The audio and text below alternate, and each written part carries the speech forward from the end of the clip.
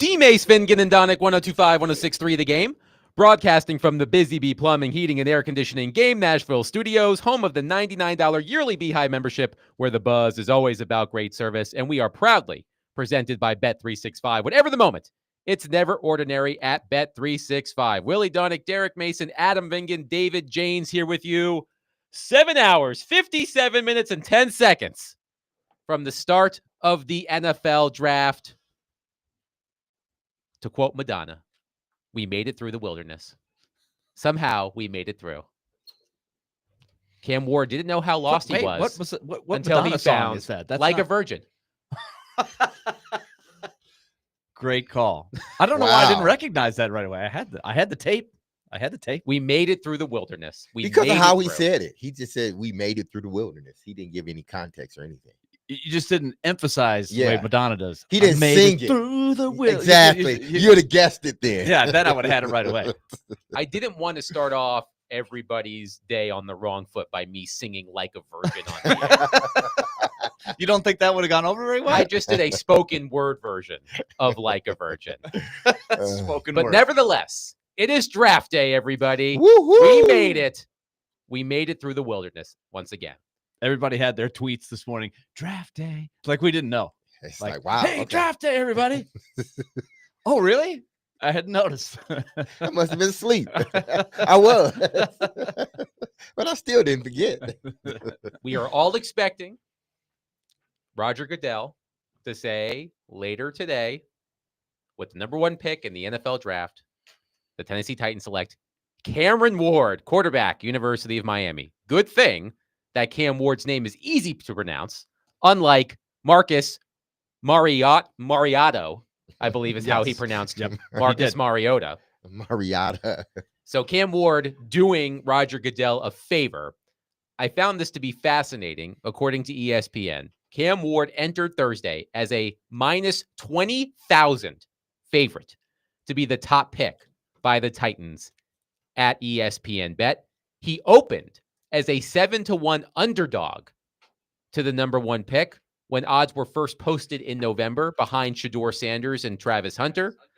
Ward leapfrogged Colorado's two stars during the college football season, becoming the favorite to be the top pick in early January. His odds jumped to minus 1,000 in late March and then to minus 20,000 in shorter last week.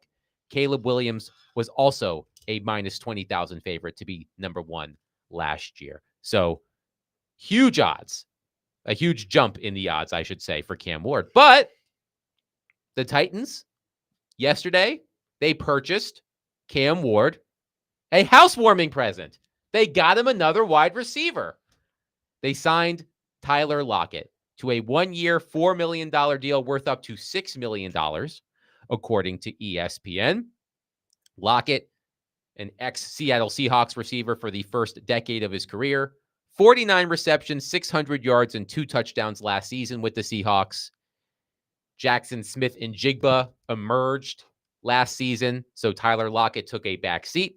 He had 74 targets last season after 5 consecutive seasons of 100-plus targets. But the theme of free agency for the Titans, gentlemen, was durability. And in Tyler Lockett's 10-year career, he's missed 3 games, 2 because of injury and 1 because of COVID. So Tyler Lockett, he isn't what he used to be, but you know he's going to be on the field. So let's go to our resident wide receiver sitting directly to my right, Derek Mason. Your thoughts on the Titans signing Tyler Lockett as another weapon for presumably Cam Ward? Yeah, it was funny because Willie text was like, Derek, this is sort of our scenario. We had what was it, 5 guys that we Adam thought gave us a list. Yeah, list, and we ranked them. Yeah, this was we last had 5 month. or 6. Yeah, it was Lockett, Stephon Diggs, Amari Cooper, Cooper Kupp. Yes. was on that list. And I believe, Willie, you and I had Tyler Lockett at the top of our list of veteran wide receivers. I had mine. I may have had him second. I know I had him in my top 2. I feel like you might have had Amari Cooper number 1. Yeah, I had Amari Cooper number 1. And I had Lockett number 2. Listen, when you hear the name, yes, he's had a really good career. He had a 5-year period where, he was was a playmaker in this league. He was Seattle's go-to guy, and he produced. He had 2 seasons of 10 touchdowns, and he produced. You're not getting that Tyler Lockett, but you're still getting that good player. You still need another wide receiver with more explosiveness, but what he gives you is a veteran leader, a veteran in that locker room, a guy that doesn't miss games, a guy that's going to be reliable, not just playing, but also catching the football. He's not a guy that drops a lot of balls. So you can fit him in your offense. He doesn't need to be the main focal point, but he can get you those dirty yards that you need on 4th and 3 or 4th and 4. He can line up in the slot. You can move him around a little bit. He's not a deep threat anymore. He was at one point. He had the ability to get deep. Now he's working more so of the short to intermediate. Put him in the slot. Let him run, these over routes, these deep out routes. Let him work in tandem with 2 other receivers or the tight end to find some space, because he's going to catch the ball. So you're getting a good player that is on the other side or entering into the other side of his career, but he's still playing good football. Do you like him more than Tyler Boyd? Man, I think they're the same player. I really do, because they both are inside guys. One is taller than the other, but they both had wiggle. When they were at their peak, they both knew how to work the middle of the field. They both could get deep when need be. They both were tough and still are tough receivers. So I'm not sure if this is an upgrade to Tyler Boyd or not. I think it's just a wash. You trading one veteran guy that was good. I thought they should have used him more last year. They didn't, but was good for another veteran guy that's good. And you do hope they use him in a way where he can be productive and be viable for this offense. Willie, your thoughts on the signing of Tyler Lockett? I'm hoping he's an upgrade to Tyler Boyd. At least last year's version of Tyler Boyd. I just don't think we had talked about him. the decline in Tyler Boyd year to year as he signed with the Titans. Tyler Boyd last season played 16 games, started 8, had 39 receptions on 57 targets for 390 yards and 0 touchdowns. Let me drill down on what FTN Football Almanac had going into last year for Tyler Boyd. Then we'll talk about what he did last year. Lockett failed to hit 1,000 yards for the first time in 4 years. Some of it, though, came from usage rather than a decline in skills. And they speculated that he would continue to lose playing time because they had 2 young, active, athletic wide receivers in Metcalf and Smith and Jigba, right? And that's exactly how it turned out. But what they noted was that Lockett was still, even though he's getting older, right? But he still was elite on intermediate hitches and curls. Now, tell me where that fits in an offense with the Titans. What you know about that offense? He was extremely efficient in routes like that. Yeah, quickly. And he works well in that pass. He's not a deep ball guy anymore. He's not a down the field guy. He's a guy that can work those intermediate routes, just like what they tried to do with Hopkins last year at the beginning. He's their version. He's their 2025 version of Hopkins in a sense on the slot and getting us first downs. That's what he is. He's going to be the guy that they use, because I can't see him as a number 2 wide receiver. I'm not trying to, diminish his skills or anything, but I just don't see him as a number 2. I see him as a 3. The Titans need a 2. I know Treylon Burks is out there, but until he proves that he can stay on the field and start producing, we can't count on him. No. So they need a number 2.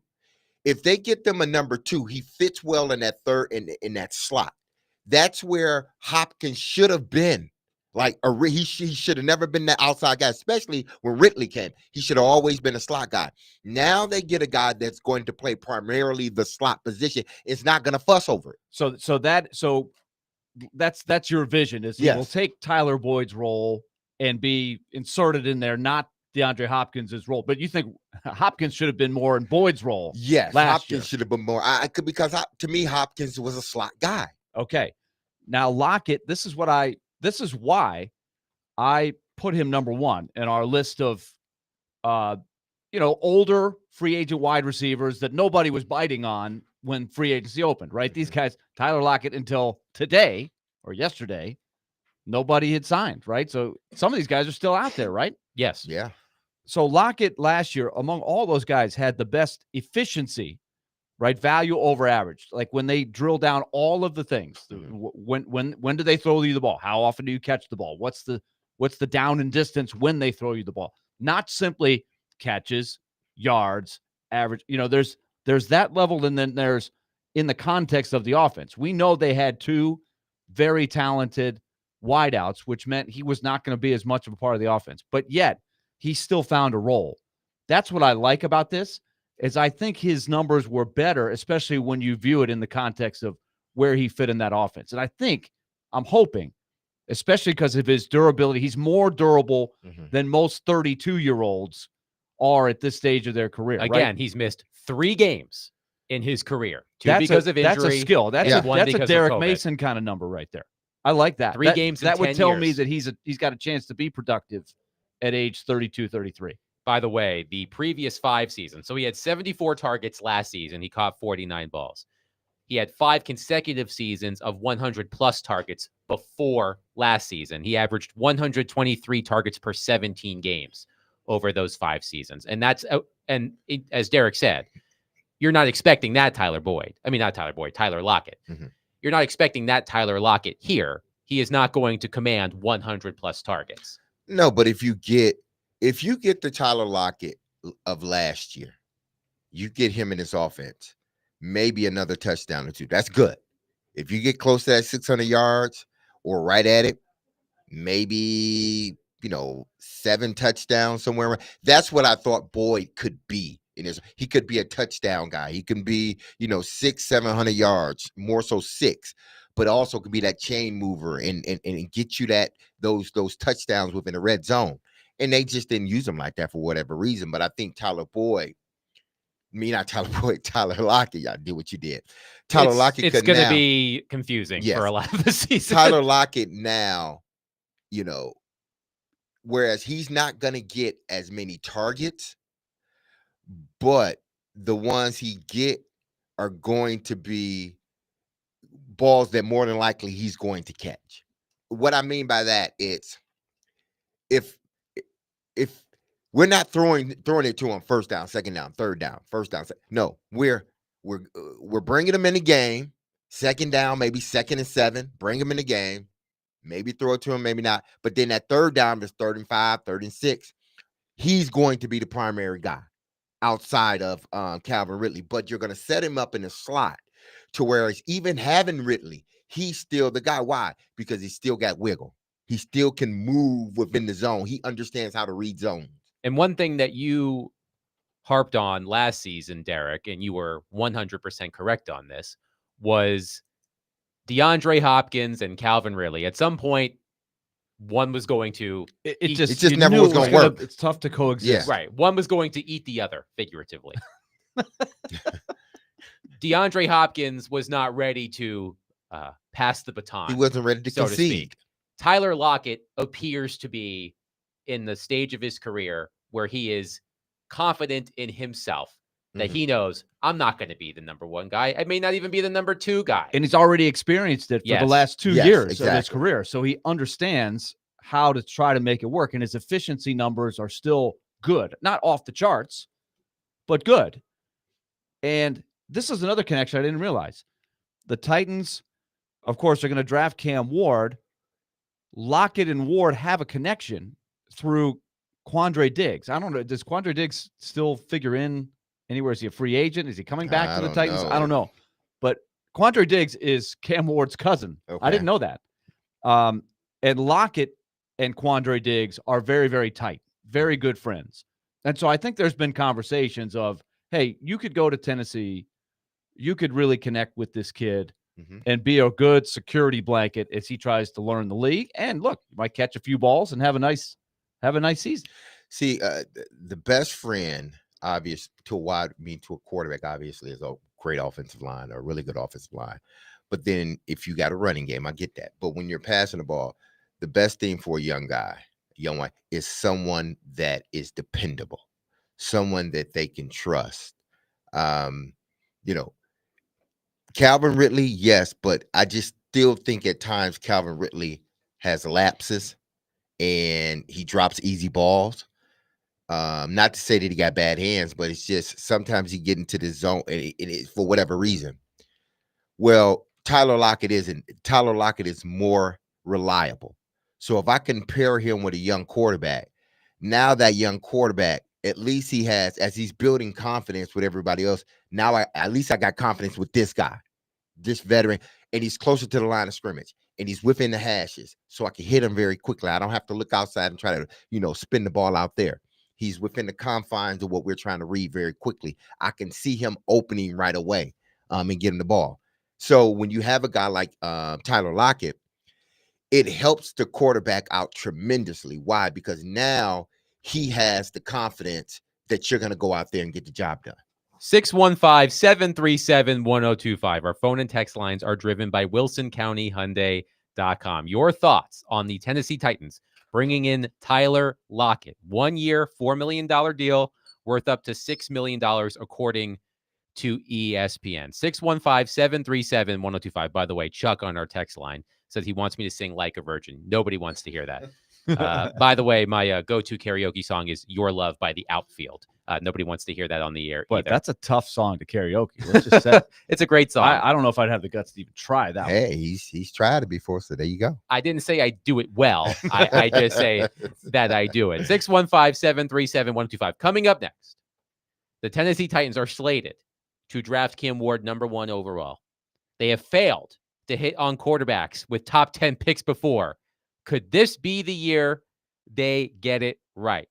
We look back at what the Titans have done, and we look for some cautionary tales. And that's coming up next. 615-737-1025. Tune in to 94.9 The Fan as the Nashville Sounds will play 2 against the Durham Bulls today at First Horizon Park. Pre-game begins at 5:20 p.m. and the first pitch for Game 1 will be at 5:35. Coverage is also available on the Game Nashville app and at thegamenashville.com. Sounds Baseball on 94.9 The Fan is presented by Twin Peaks and Family Leisure.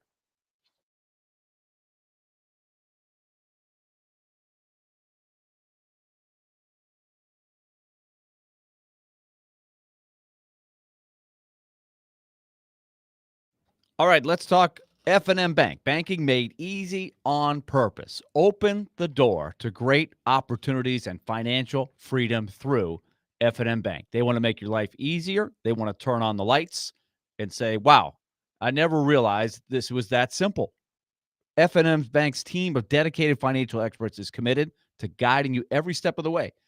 They aim to provide a seamless process completely tailored to your unique needs at F&M Bank. So get in touch with their friendly team today and discover how they can empower your financial goals. Visit them online or go to one of their 20 locations in Middle Tennessee and Southern Kentucky to get started. It's simple, myfmbank.com. That's how you find that location. That's myfmbank.com. Unlock your financial potential with F&M Bank, your key to financial freedom, where dreams begin and prosperity goes. So, 1:45 tomorrow, our next installment of Take It to the Bank through our friends at F&M Bank. Banking made easy on purpose. Equal housing lender. Member FDIC.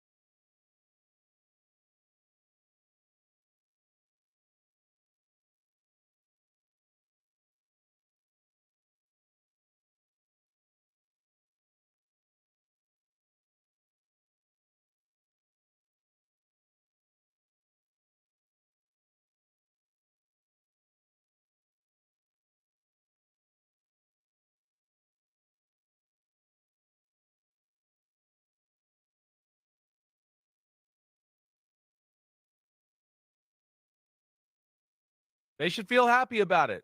They got a special talent here.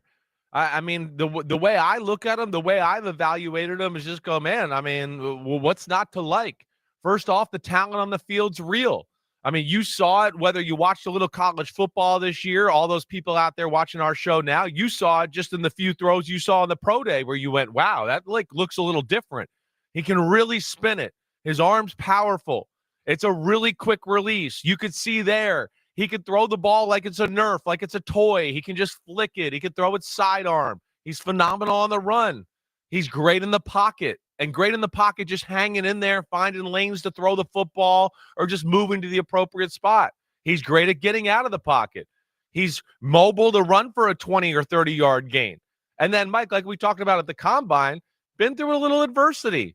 I mean, you not everything was perfect for him. He didn't get the red carpet 5-star recruit, like type of treatment. Goes to Washington State, has to transfer, has to prove himself in Miami, carries the team. They can't play defense, right? They run the ball okay, but they carry the team on the offensive side of the ball, and he almost takes them to the college football playoff. So I think Tennessee Titans and all of us should be kind of excited to see what Cam Ward does there as the number 1 pick. That was Chris Sims. And this is the outfield. And this is the outfield. I will not be singing, though. Come Sorry, on, crank David it up. James. Crank it up, Adam. We'll see. They actually played this at the Winnipeg Jets Blues game, and Jim Montgomery, the road coach, the Blues coach, started singing along. How can you not sing along? Because this is right in everybody's wheelhouse, for sure. It's a fabulous It's a great song. But that was Chris Sims talking about Cam Ward. And our friend, Teron Davenport, has a story at ESPN.com. Can the Titans overcome struggles with drafting quarterbacks in the top 10? As Teron writes, assuming that Cam Ward is the pick for the Titans, it's safe to assume that, it would mark just the 4th time that the Titans have used a top 10 pick on a quarterback since the organization relocated to Tennessee in 1997, but it would be the first time the team selected one with the number 1 overall pick. They selected Vince Young at number 3 in 2006, Jake Locker at number 8 in 2011, and Marcus Mariota. I almost did the Roger Goodell thing there. Marcus Mariota, number 2 in 2015. Yet, Tennessee has made 6 postseason appearances in the last 19 years, and only 2 of those happened with those quarterbacks, Young in 2007 and Mariota in 2017. So why should there be a belief the organization will find success this time? And I think that's a question that a lot of Titans fans are asking themselves as they prepare for the Titans to take Cam Ward. So I thought it would be interesting, because this is what Teron did in the story, to go through each of those examples and look at the cautionary tales that Vince Young, Jake Locker, and Marcus Mariota provide for the new brain trust of the Tennessee Titans. So Teron writes about Vince Young. Coming off of a college national championship, a collegiate national championship, Young showed flashes of being the guy to lead the Titans in his first 2 seasons with Norm Chow as the offensive coordinator. Young was named Rookie of the Year in 2006, and he followed that up by leading the Titans to the 6th seed in the AFC playoffs in 2007. Chow's previous experience working with college quarterbacks Steve Young, Phillip Rivers, along with Heisman Trophy winner Carson Palmer and Matt Leinart, was the kind of tutelage Vince Young needed early in his career, especially under defensive-minded coach Jeff Fisher. Chow wanted to emulate his success as the offensive coordinator in 2004 at USC when they won the national championship, so he urged the staff to find a speedy running back and an ex-receiver, but was fired after 2007. New offensive coordinator Mike Heimerdinger was brought aboard that's a funny name, was brought aboard in 2008 to help maximize Young's potential, but a knee injury in the first game opened the door for Kerry Collins to take over. Young missed 3 games, but Fisher named Collins the starter for the remainder of the season, so on and so forth. So let's start with Vince Young. You two were here for that. I was not. So when you look at Vince Young, why it did not work for Vince Young, what lessons could the Titans take to prevent a Vince Young situation from happening? Well, where do we even start? Now, D Mace was in Baltimore, so he wasn't here. So you can speak more. D Mace was busy. Winning games. That is true. So Vince Young, we talked about it yesterday. Bud Adams basically told Floyd Reese and Jeff Fisher, "This is my guy. You're taking him." Then Five. I think they went 0-5, if I remember correctly. They were struggling. They weren't a great team, and They went 0-6 0-6. under Collins in 2009. And that's when Young no, but returned I'm to the- talking about 2006, Oh, I'm which is Vince Young's rookie year. Got I it. think they were 0-5, something in that range. And Bud Adams said, "You're going to put Vince Young in to start." And Norm Chow said, he had said the week before, Mhm. because everybody's asking, "Hey, should you put Vince Young in?" And he said he's not ready. He's not ready to start. And then a week later, he's starting. And there was a lot of, well, I wonder how that happened. Well, Bud Adams said it's time to put the kid in there. Now, he did an amazing job the first year. You could tell that he didn't process everything that he was going to need to process, but the guy just found a way to get it done. He ended up being the rookie of the year. And they had some very exciting wins, and they ended up, I'm sure you'll laugh when I say this, 8-8. Jeff Fisher had A winning record. a lot of 8-8 years, right, in his career. That's always the tag on him. So it looked really promising after 1 year. But the thing that hurt Vince Young in my mind was something that Chris Sims just talked about. That was Chris Sims that we just played, right? Yes. That Vince Young, his whole life, was the number one most exciting prospect. Everything was kind of moved around to put him in a position to go get it, go do it, and he had always succeeded. He had really not gone through a ton of adversity.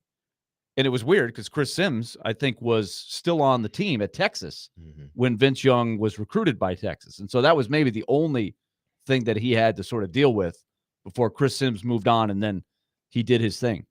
But he did not have great work habits. It had always come easy, and he was not a guy that put in the extra work.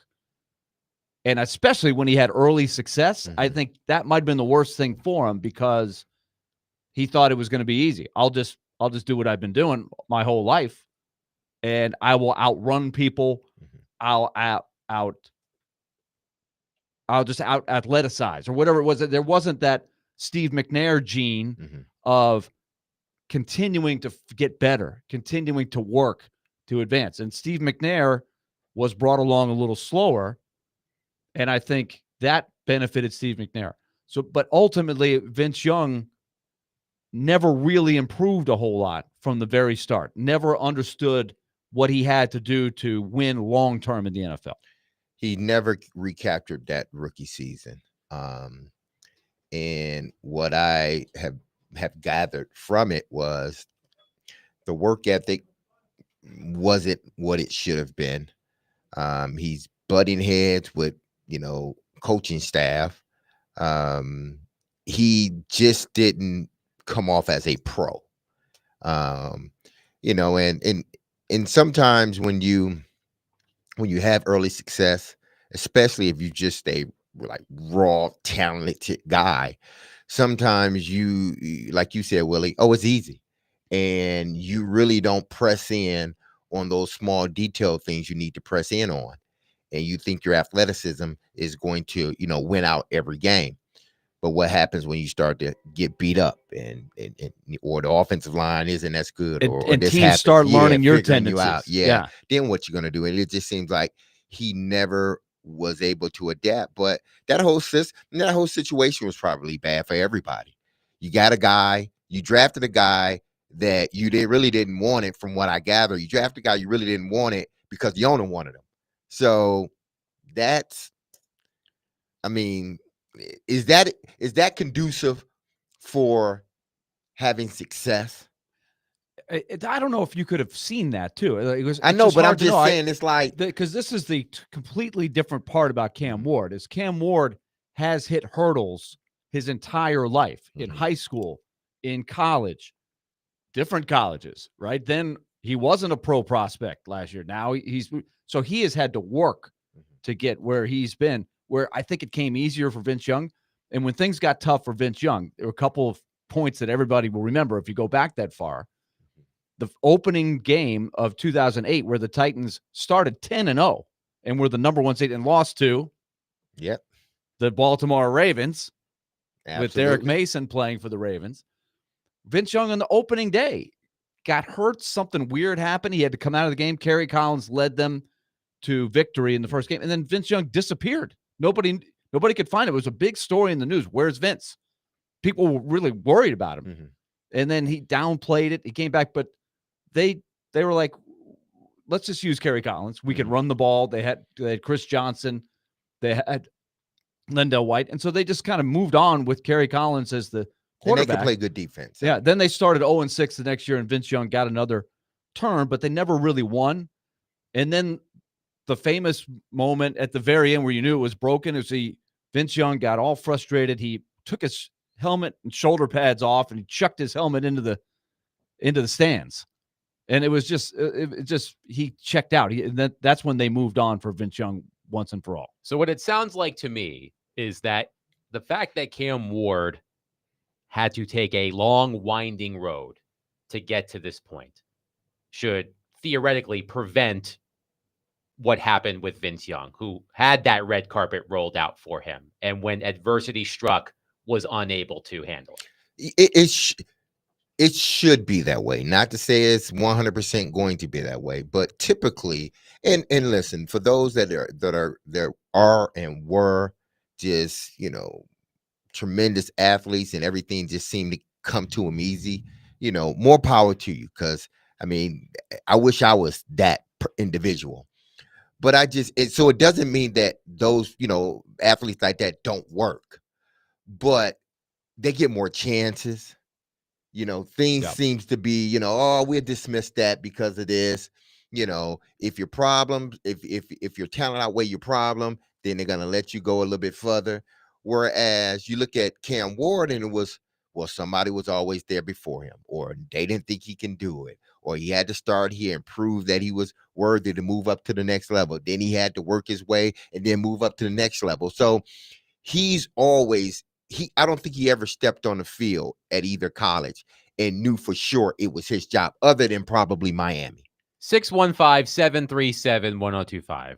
Can the Titans overcome their struggles with drafting quarterbacks in the top 10 when they presumably select Cam Ward number 1 in 7 hours, 22 minutes, and 16 seconds, thereabouts? 615-737-1025. Speaking of NFL draft coverage, don't miss Nashville's best NFL draft coverage on the Game Nashville Sports Network tonight. We will be broadcasting live from Twin Peaks in Madison. Tomorrow from Boom Boss Pizza and Watch Bar in East Nashville. Tonight in Madison, you can join Jared Stillman, Derek Mason, Chris Sanders, and Trevor Maddich. Coverage begins at 6 o'clock. Presented by Hardee's Parman Tractor and Equipment, Twin Peaks, Hiller Plumbing, Heating, Cooling, and Electrical, Shane Co., and Professional Home Improvements.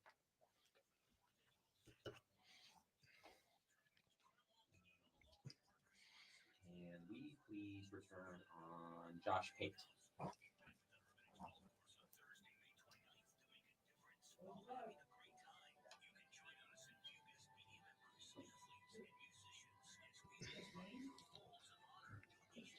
Locker was just, he had so many severe injuries, right? He couldn't stay healthy. Yeah.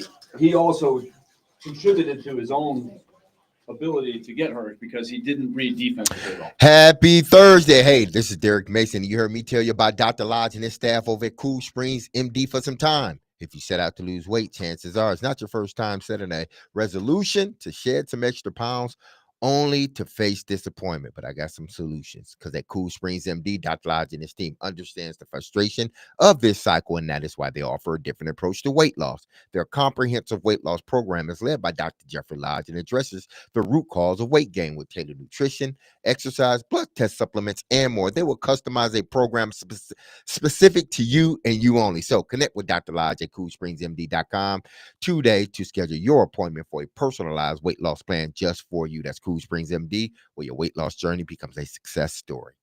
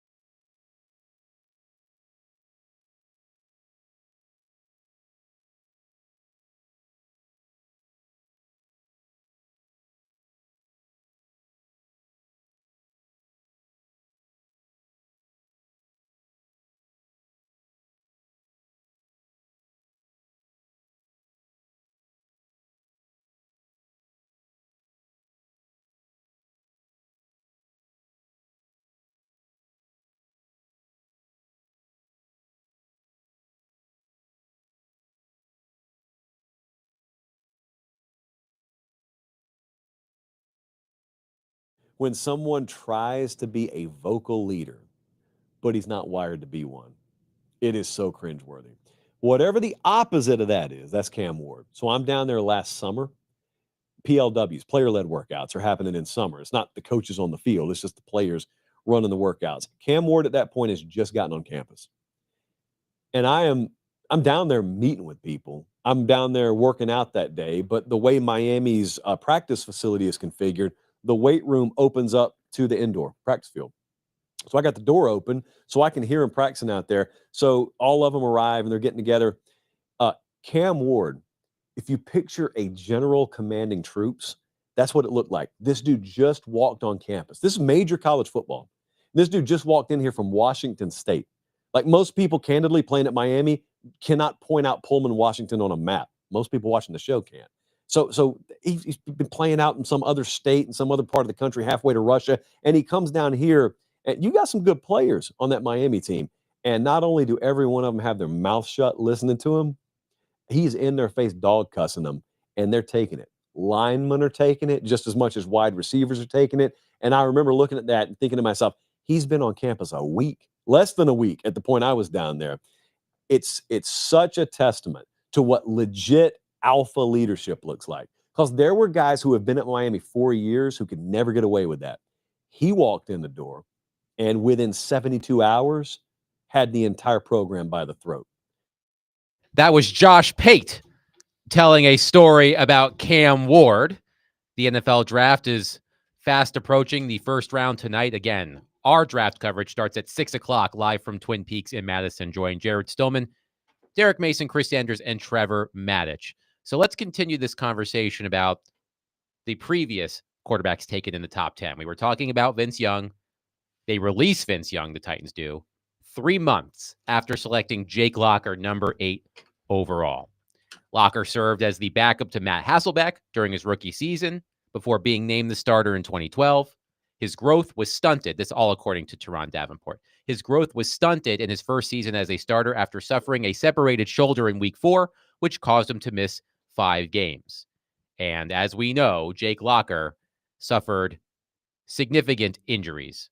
He had various injuries to his right wrist and thumb, a dislocated left shoulder, and a Liz Frank injury to his right foot. Ultimately, Jake Locker went 9-14 as a starter. The Titans declined his 5th-year option. He retired in March 2015 at the age of 26. So that was Jake Locker. He took some hits. He took some serious hits. Marcus Mariota. Oh, God. See, now I've got the Roger Goodell thing in my head. It's all the commissioner's fault. Marcus Mariota. Thank you. Marcus Mariota. You know, that was, I arrived in Nashville at the same time as Marcus Mariota. You know, he dealt with some injury issues as well. But I thought there was a quote in this story from Teron Davenport by Blake Bedingfield, who used to work for the Tennessee Titans. He is a contributor to Paul Kaharski's website, does an excellent job providing analysis for Paul Kaharski's website. And Teron quotes him as saying this, quote, "If I was in that room," meaning in the war room, so to speak, with Chad Brinker, Mike Borgonzi, he said, "If I was in that room, I would say if we're going to take a quarterback, we cannot change coaches next year. We can't change coaches in 2026. We have to be married to the head coach along with the quarterback and build the personnel around that quarterback and do what he does best." Because Jake Locker, there were a lot of changes, right, to the coaching staff during his time. Marcus Mariota, I want to say, played for 3 head coaches, correct? Ken Wisenhunt, Mike Mularkey, and Mike Vrabel. So Blake Bedingfield saying, if I were in that room, I would say if we're going to take a quarterback, we cannot change coaches next year. We can't change coaches in 2026. And on top of that, I'm trying to remember the offensive coordinator when he first got there. I'm trying to remember who was that under Wisenhunt, but it was really Wisenhunt's offense. Then Mike Mularkey had Terry Robisky.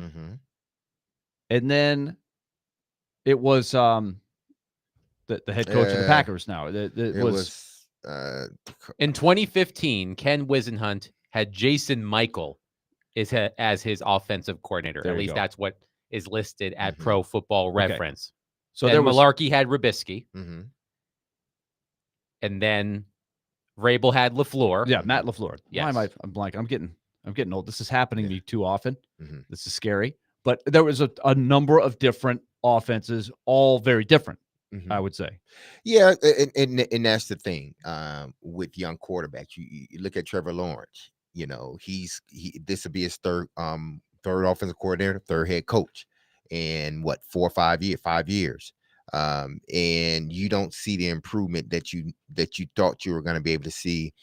You know, with Trevor Lawrence, and you know, some of it could be coaching, some of it could be, you know, his injury, some of it could be maybe he just wasn't that good. But when you change coaching staffs and offensive coordinators, it's hard to try to evaluate a quarterback after so many years when he's had so many you know, changes around him. So that was, you know, you look at Marcus Mariota, that's first. You got to have some stability. So that's why when the question is asked, you know, what will, you know, this season look like for the Titans, or how many games does Brian Callahan need to win in order to save his job or secure his job? To me, it's not necessarily how many games he win. That, to me, what you want to see is, because I don't think this roster is at a point where you can look at them and say, oh, they won, you know, this many games or that many games. So, you know, or they didn't win that many games. So we got to fire the head coach. If he had a better roster, you could say that. What I want to see is development in the quarterback. Development in quarterback doesn't always equal the wins. You may see him do something the first game of the season wrong, and he never repeats that. That's development.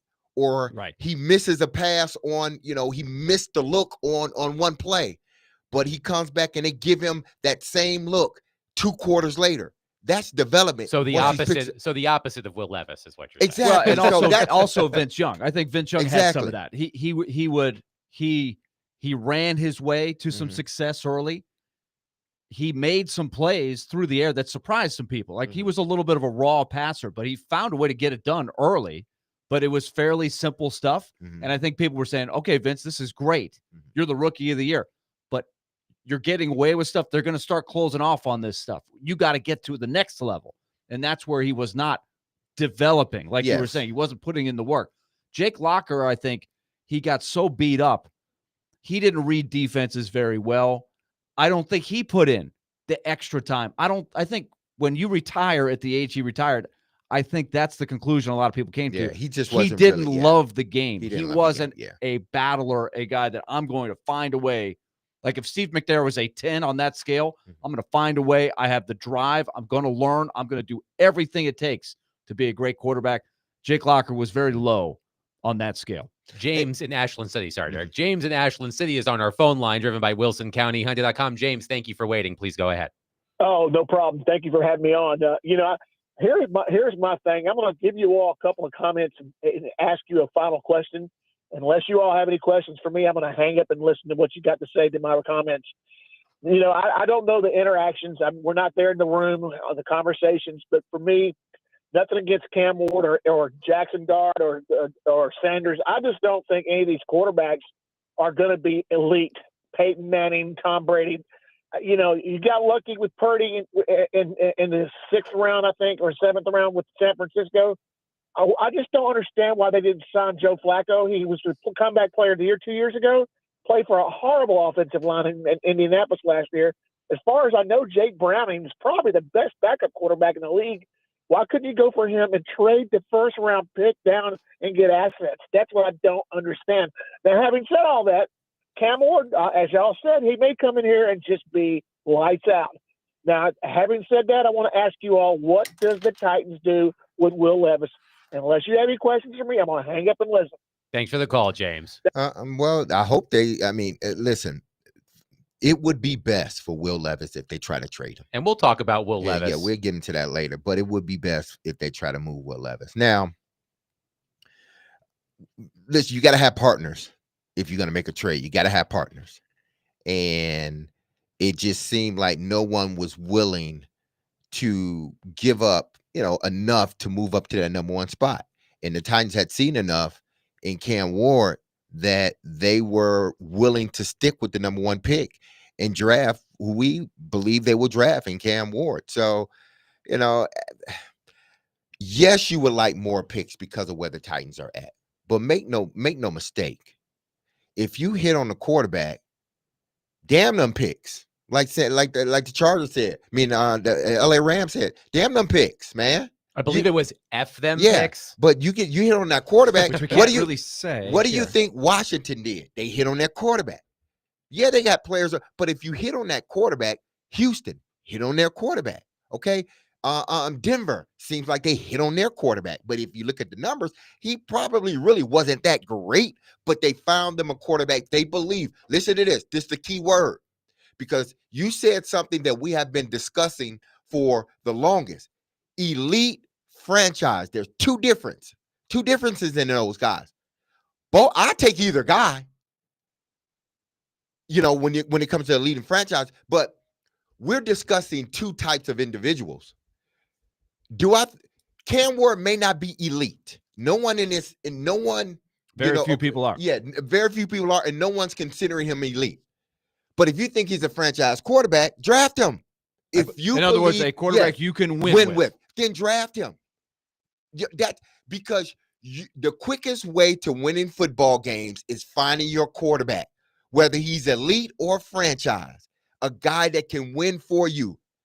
That beats half of all of it. And it's not perfect because he is not. I understand the caller saying, yeah, I understand. That ship has sailed. We have vetted that. Exactly. In a perfect world, you could trade down and still get Cam Ward, but I think all things considered, he has won them over because I think his makeup has really, and what Chris Sims was talking about, his path to get here, his makeup, his leadership that you just heard them talking about, I do think they believe he does have the intangibles to go with a really good skill set. Maybe not the greatest off the charts skill set, but very good. And I think they feel they can envision, put all that together, that he can be better than these top 10 quarterbacks that did not make it. 615-737-1025. Another Cam Ward temperature check for all of you. Now that we are 7 hours, 4 minutes away from the start of the NFL draft, we'll get another Cam Ward temperature check. But speaking of the path that Willie was referencing, some really good stories have been written about the path that Cam Ward took to get here. And there are some really enlightening anecdotes in those stories that I want to share. Coming up next, 615-737-1025. You can join Robbie Stanley and 1025 The Game from 10 a.m. to 2 p.m. at Coleman Tractor in White House this Saturday for Kubota Orange Days. There will be exclusive deals on compact tractors, zero turns, and more with special financing available. Sale runs from 9 a.m. to 2 p.m. with demos, deals, giveaways, and lunch from 11 to 1. That's at the Coleman Tractor of White House, located at 3631 Highway 31 West this Saturday.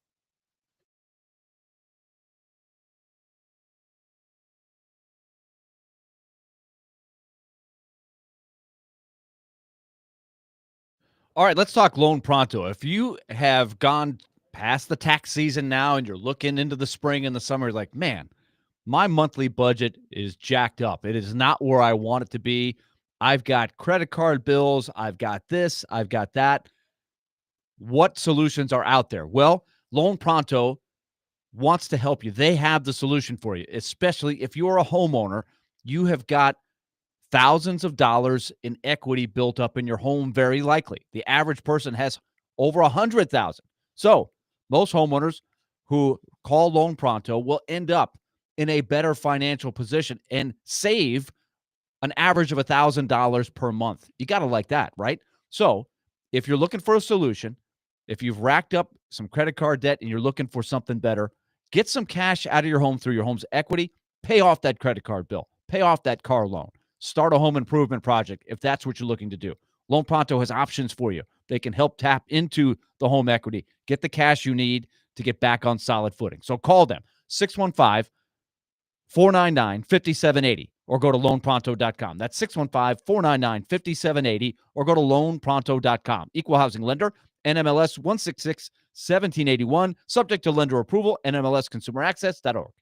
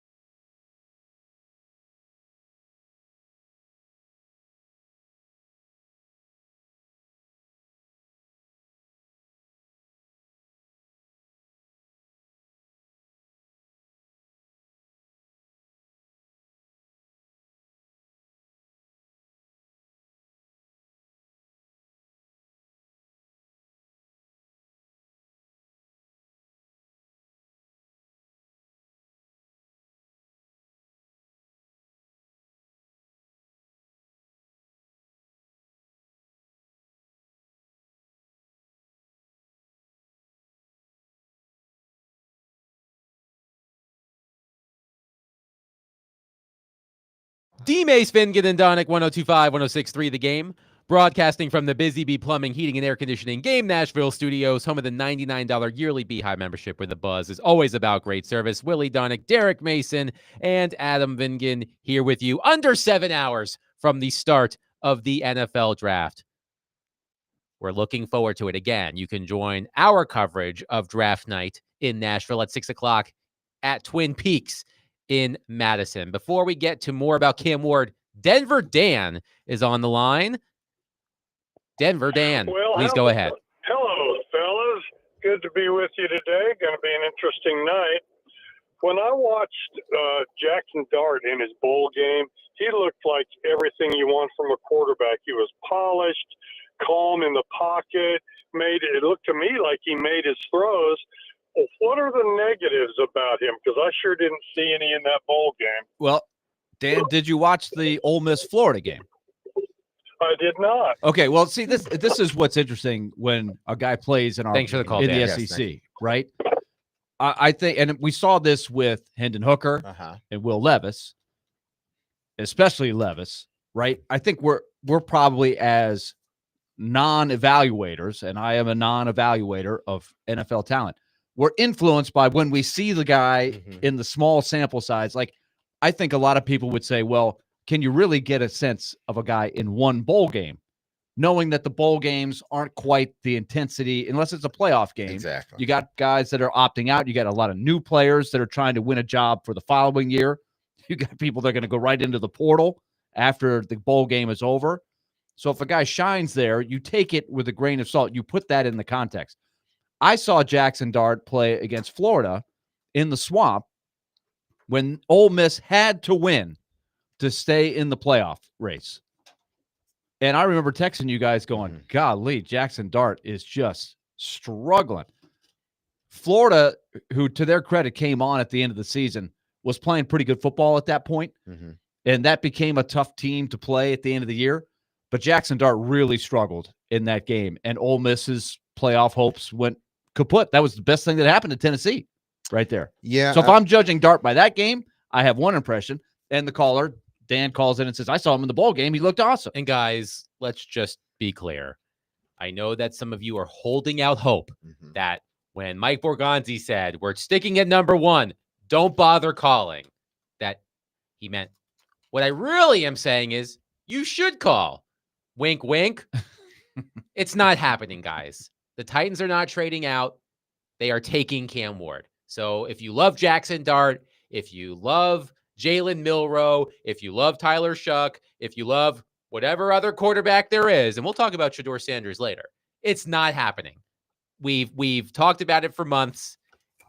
Lock it in. Again, minus 20,000 favorite Cam Ward. Minus 20,000. Not 2,000, not 200, 20,000. But that's the first pick. It doesn't Yes. necessarily say first pick to the Titans. It might only be That is true. plus 10,000. That is, And not plus 20,000. that is true. Because I guess they could trade and he would still be the first pick. But I think they're picking Cam Ward. Before you send me the You're late to the party if you're Yeah. making the case for any other quarterback. before you send me the Jim Carrey Dumb and Dumber meme. So you're saying there's a chance? No, there's not. Not even Move one. on. Dang it. Larry is in Kentucky on our phone line, driven by WilsonCountyHundy.com. Larry, thank you for calling. Please go ahead. Yeah, I just wanted to add, since the decision has been made that we're going to select Cam Ward, the leadership thing that you were talking about is kind of fun to watch. I guess it's why we all watch football. And I take it back to my Brett Favre days, the inspiration.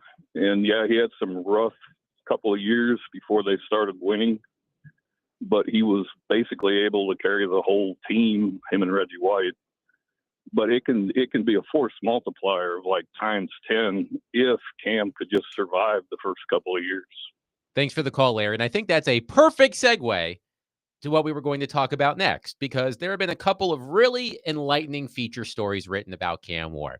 One from Jeff Howe of The Athletic, one from Adam Kilgore of The Washington Post. And I'm just going to read to you the headlines of these two stories and see if you can pick up on the theme. This is the headline from Jeff Howe: the rise of Cam Ward from in quotes, overweight and overlooked to the likely number 1 NFL draft pick. This is the headline of Adam Kilgore's story. Cam Ward was a pudgy 0-star quarterback. Now he's the likely number 1 pick. So one thing, well, actually a couple things we know about Cam Ward. He was famously a 0-star recruit out of high school. And he was pudgy. And he was a little pudgy. Yeah, a little pudgy. But those are the things. but that we're- And not handed the starting Yes. job. He had to win the starting job just to be the starter on his high school team. Unlike a lot of guys who are in the mix to be the first pick. I don't think Travis Hunter had to win a job when he was in 10th grade. So Nothing against that. Remember, there are two. If you're not listening to our draft coverage, and if you're not, I don't know what the heck you're doing. If you want to watch the NFL draft, remember there's the ESPN version, which is more the nuts and bolts, the X's and O's.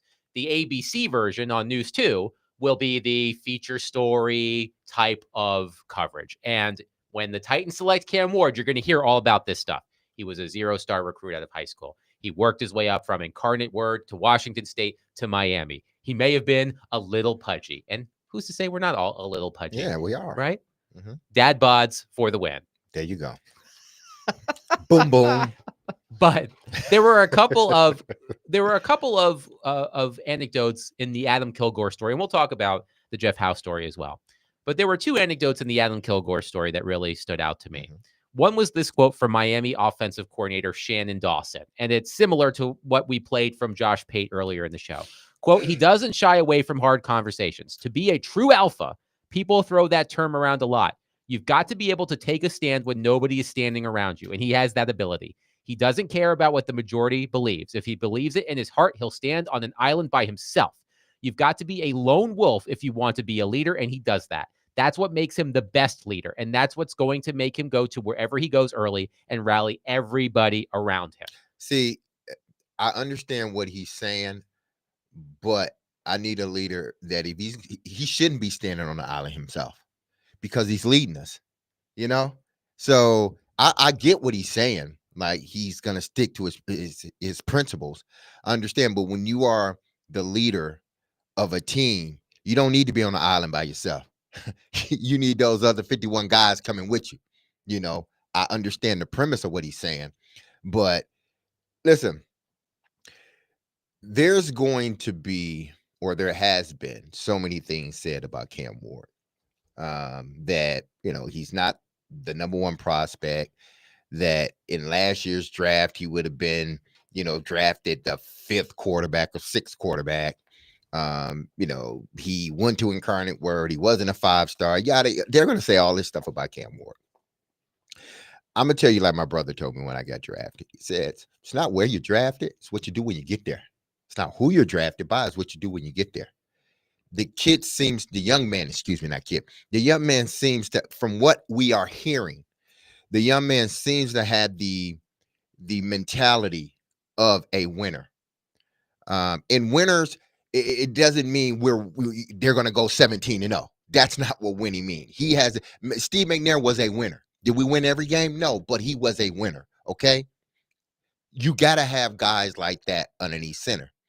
He's got to be able to, they believe in his skill set. That's why they're drafting him. The leadership and everything else, that's just icing on top of the cake.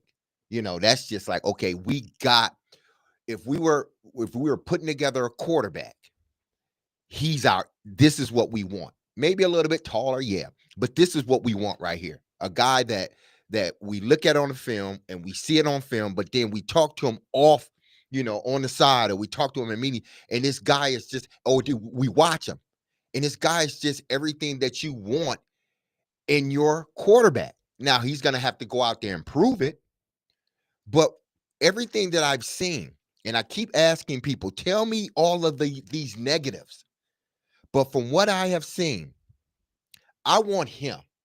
You know why I want him? Again, he was the forgotten guy. He wasn't given anything. He went from offense to offense to offense, team to team to team. Each time he was getting better. Each time, not only did he get better, his team was getting better. He was making guys better around him. That's the guy I want. Because no, he's not, you know, all the way polished. But man, oh man, he's getting there. Willie, there was another anecdote in the Adam Kilgore story, and then we can talk about the Jeff Howe story and what you liked about that as well. But from the Adam Kilgore story in the Washington Post, quote, Ward's calm demeanor is not superficial. At Miami, having watched Ward linger in the pocket as if waiting at a bus stop, Dawson and an offensive analyst grew curious about whether Ward was really as placid as he appeared. They asked Hurricanes sports scientists to review tracking technology that showed players' heart rates. Even during the tensest moments, Ward's pulse stayed level. Quote, he processes stuff very calmly in intense situations, Dawson said. That's, in my opinion, his number one asset. What we weren't hearing any of this stuff about Will Levis a year ago. We were talking about him putting mayonnaise in his coffee, right? It's a much different situation with Will Levis. But, and look, I know that these stories, and look, I've written my fair share of these stories. They can be a little fluffy, right? You're looking for the best in people. And look, I think there's this misconception sometimes with these types of stories that if you're not presenting both sides, you're not ready. Like, well, where's the criticism of Cam Ward's game in this story? That's not what the story is about. The story is about Cam Ward's rise from undesirable to undeniable. That's what the Cam Ward story is. Sorry, Cody Rhodes. That's what the Cam Ward story is. And if I'm a Titans fan, I like that. I like that the player who is hopeful to be the face of my franchise had to work for every single thing that he got. Not to say that other quarterbacks didn't work for everything that they got, but there are more examples of quarterbacks who knew they were hot stuff from the beginning and had the red carpet rolled out for them versus stories like Cam Ward, where he was a 0-star recruit. He was pudgy. And by the way, somebody on the text line says, so he sounds like Jared Lorenzen 2.0. He's not the hefty lefty. Not quite. No. His body type's a little different than Yes. Jared Lorenzen. A lot. Cam different. Ward isn't pudgy anymore. He was pudgy before. He's not pudgy anymore, or he's much less pudgy. I don't know. But that's my point, that I like hearing this. If I'm a Titans fan, I like the fact that my new starting quarterback had to work his tail off to get to this moment. He was told many times, you're not good enough. Yes. And he would say, well, let me go to another camp. Let's find somebody else. And he found the pathway for him. You know, sometimes when there's a coaching change and there is a coach that, let's say he was assistant under somebody really good at one point, then he goes to a place and wins for 2 or 3 years and then gets a huge job and then falters. And you're like, well, why did he falter? Well, he had only done it in one place. He only learned under one guy. What I like about Ward is it's not just something he tackled at one crossroads in his life. He tackled a crossroads in high school. He tackled a crossroads in Incarnate Word. For example, when he went to Incarnate Word, the season got canceled.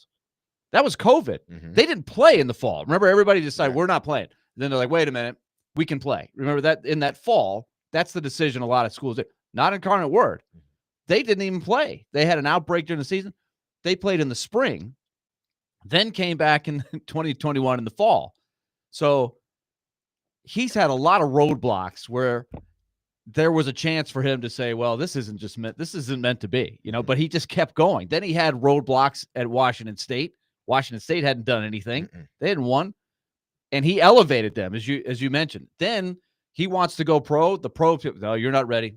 You can't. So he goes to Miami, and he still has that drive to keep getting better. I just like that it's happened in a number of different places, and you see a consistency to overcome hurdles and show that his makeup looks like it's really, really good, as much as you can measure that. And that hopefully will serve him well. Yeah.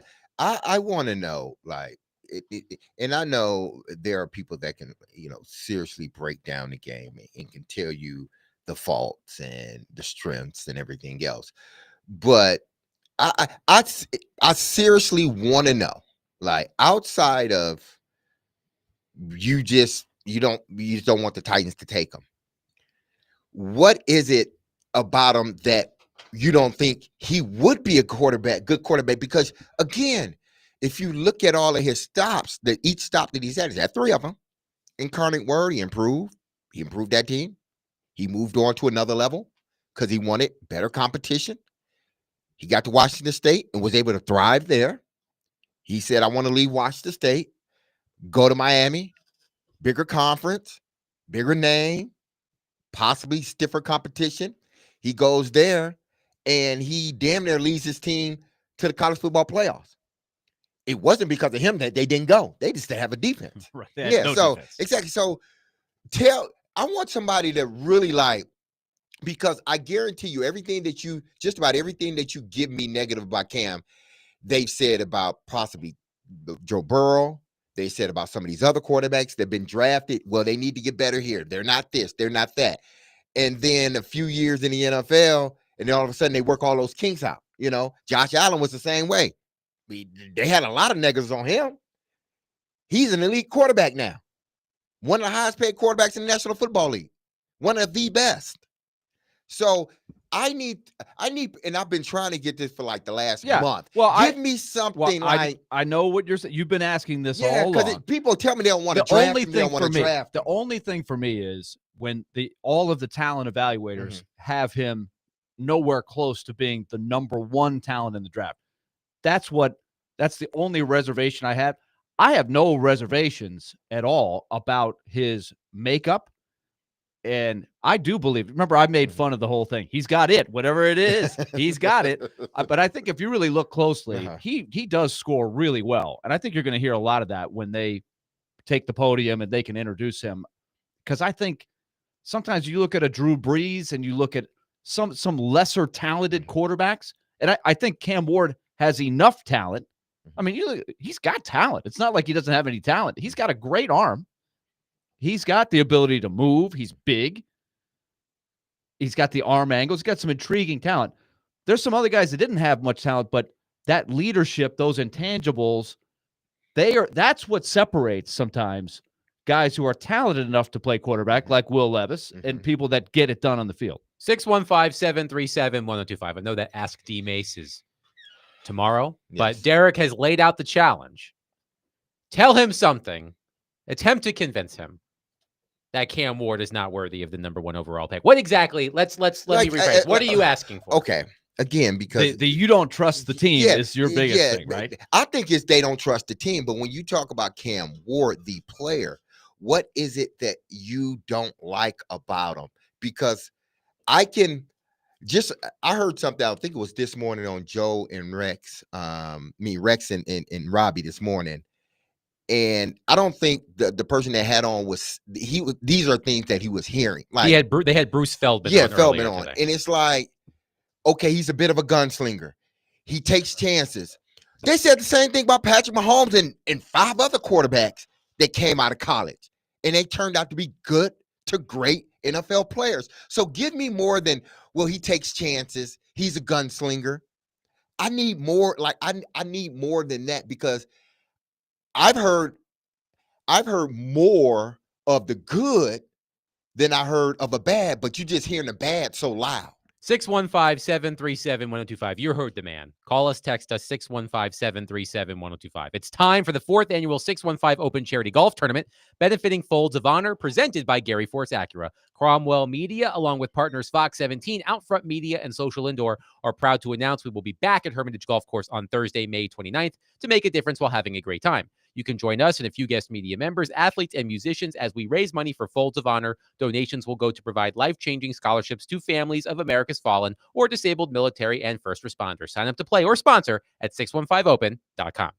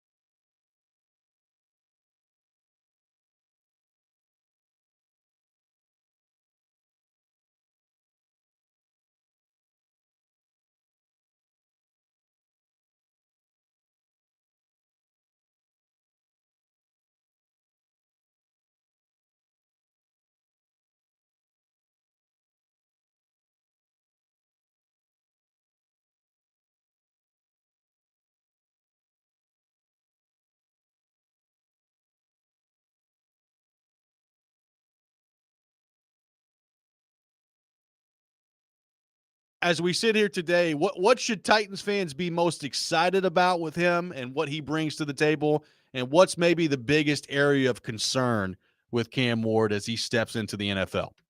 The stuff I think people really love about him, including the guys who coached him, is he's super competitive. He's got real leadership qualities, and he's a playmaker who has high level arm talent. Like, he can make any throw, any arm angle. Just has a really high level ability to make plays, and he's fearless. And I think those things are stuff that people should get excited about. The one downside with him, I think, is just he can be reckless with the football. There is so much gunslinger in him. There's times, especially I remember watching him last year, early when he got to Miami, you'd watch him and it looked like he was so nonchalant out there just because he has so much confidence in himself. But I think, to me, there is a big gap between him and the other quarterback prospects in this draft. Like, I think he's legitimate top 10 caliber pick who plays quarterback and happened to be a need there.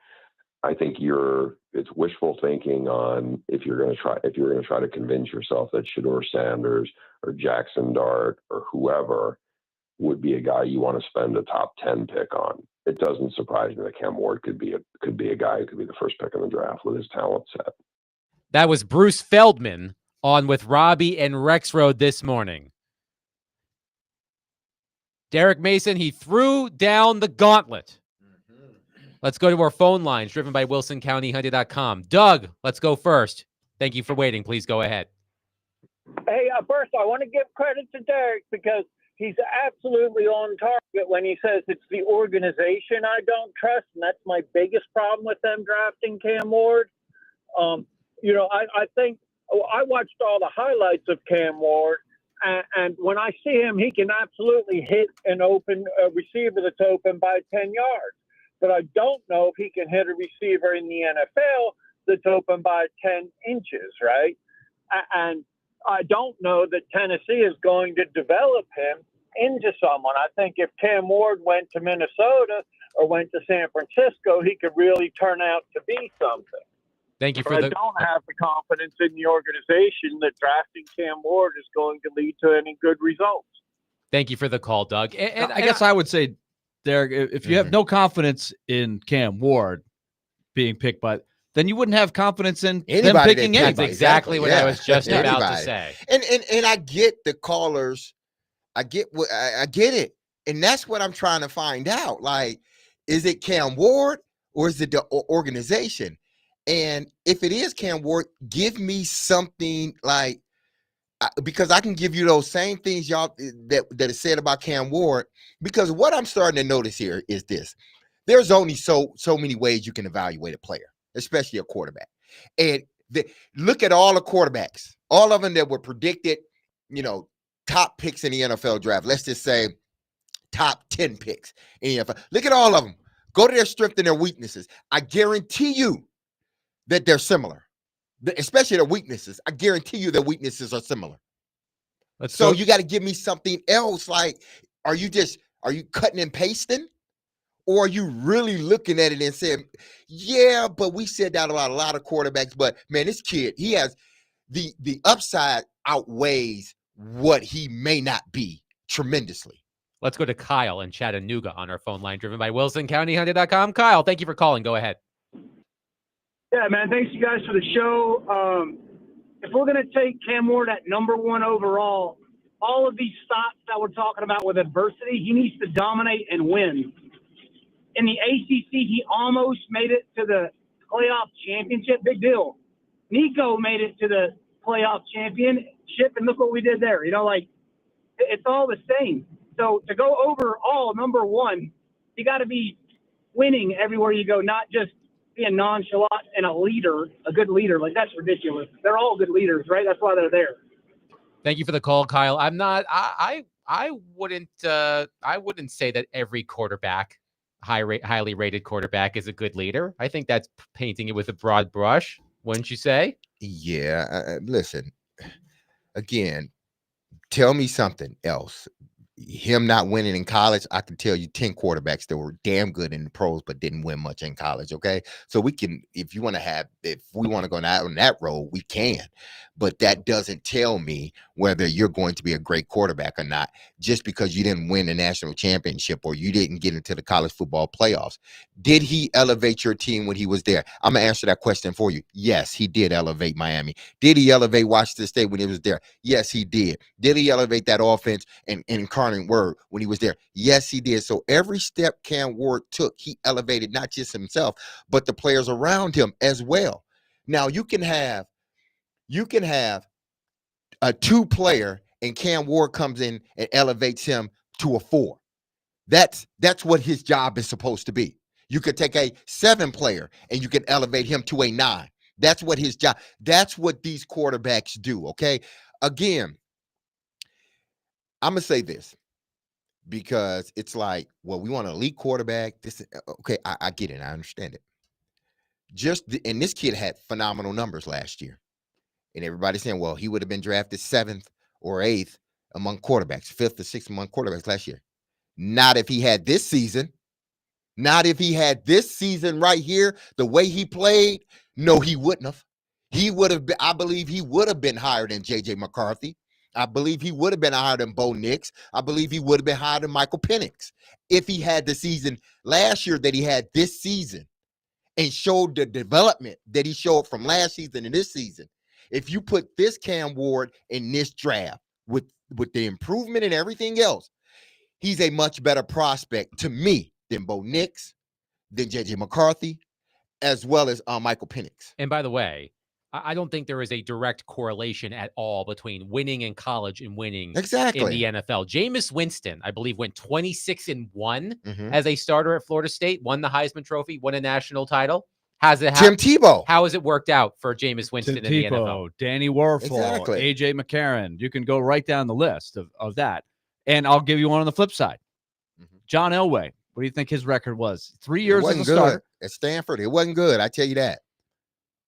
6-5, 4-7, and then 5-6 with the asterisk being the band on the field. Yeah, it would have been 6-5 if the guy hadn't run over the trombone player. If they had successfully, or if they had called one of the 7 illegal blocks that Cal had on that. But my point is, Stanford didn't win anything when John Elway was here. That did not stop anybody from saying this is the best quarterback. By the way, there were 6 quarterbacks picked in the first round of that draft. So there were a lot of prospects, but John Elway was easily the number 1 prospect. He didn't win a lick in college. Chad is in Hendersonville on our phone line, driven by Wilson County, Hunter.com. Chad, thank you for calling. Please go ahead.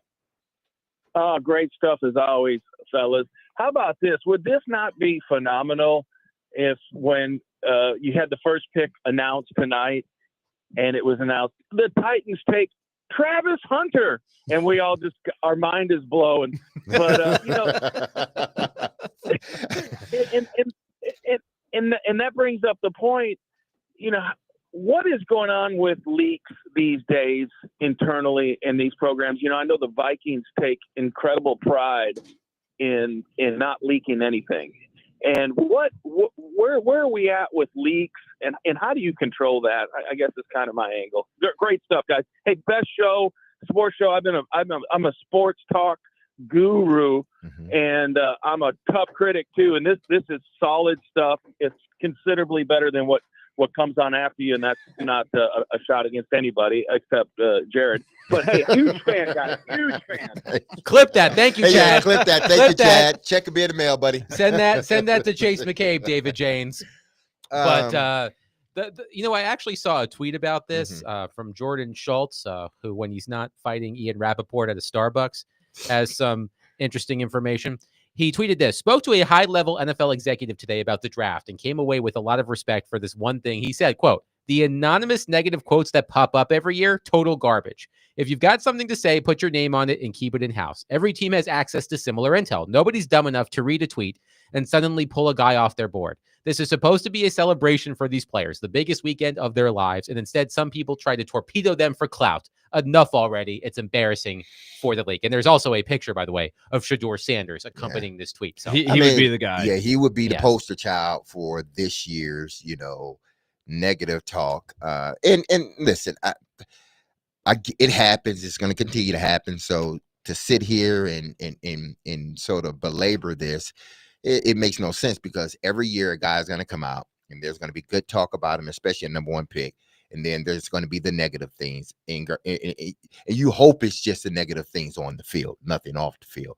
But they're always going to find a reason, because even though you want the perfect athlete, if you do get that perfect athlete, you're still going to say something bad about that perfect athlete. So I look at Cam Ward again. I just want people to explain to me, because I've read 3 different sort of draft day profiles on quarterbacks, and every quarterback has this. Every quarterback has. Here's one for example. Can be inconsistent in his approach, needs to play inside the offense and show more discipline. Too eager to go make big play, honey. He's too eager to make. He's too eager. He wants to make that big play. Ravenous appetite for explosive plays can also bring unwanted troubles. Willingness to default to playground style appears to limit his ability to get into consistent rhythm. You know who they're talking about? Will leave pocket prematurely. Look a little less mobile in the open field this season. Better as a scrambler than a pure runner. Okay, I get you. You know what they're talking about? Need better touch on intermediate and deep balls. who that? Patrick Mahomes. Patrick Mahomes. He's a pretty good quarterback. Yeah, I think he's all right. I mean, he all right. He ain't nothing special. He ain't Joe Montana. He ain't Joe Montana around here, but he all right, He all right. 615-737-1025. We'll continue this conversation coming up next. We have a lot of texts and calls to get to at 615-737-1025. This week's Nashville's best deal is Fog Street Lawn Club, Nashville's premier soccer pub and rooftop. Fog Street Lawn Club offers scrumptious bites, British lawn bowling, and premier soccer pub vibes. Get half off a $30 gift card now at theGameNashville.com/deals and dive into the ultimate rooftop experience.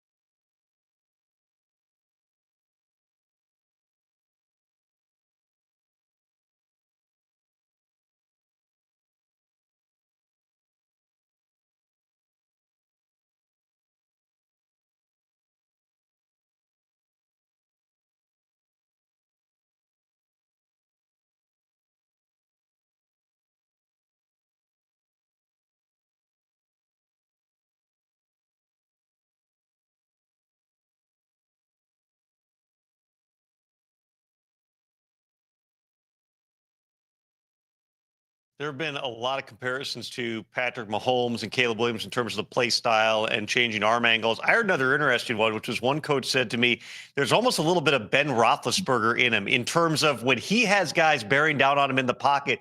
It seems like even though he's a much smaller dude, he's got this innate ability to shake people off and extend plays that way. How does he play bigger than the size that he is at times? Well, he's a lot bigger than people think. I mean, he's got some meat on his bones now. He's not one of these little skinny mini guys.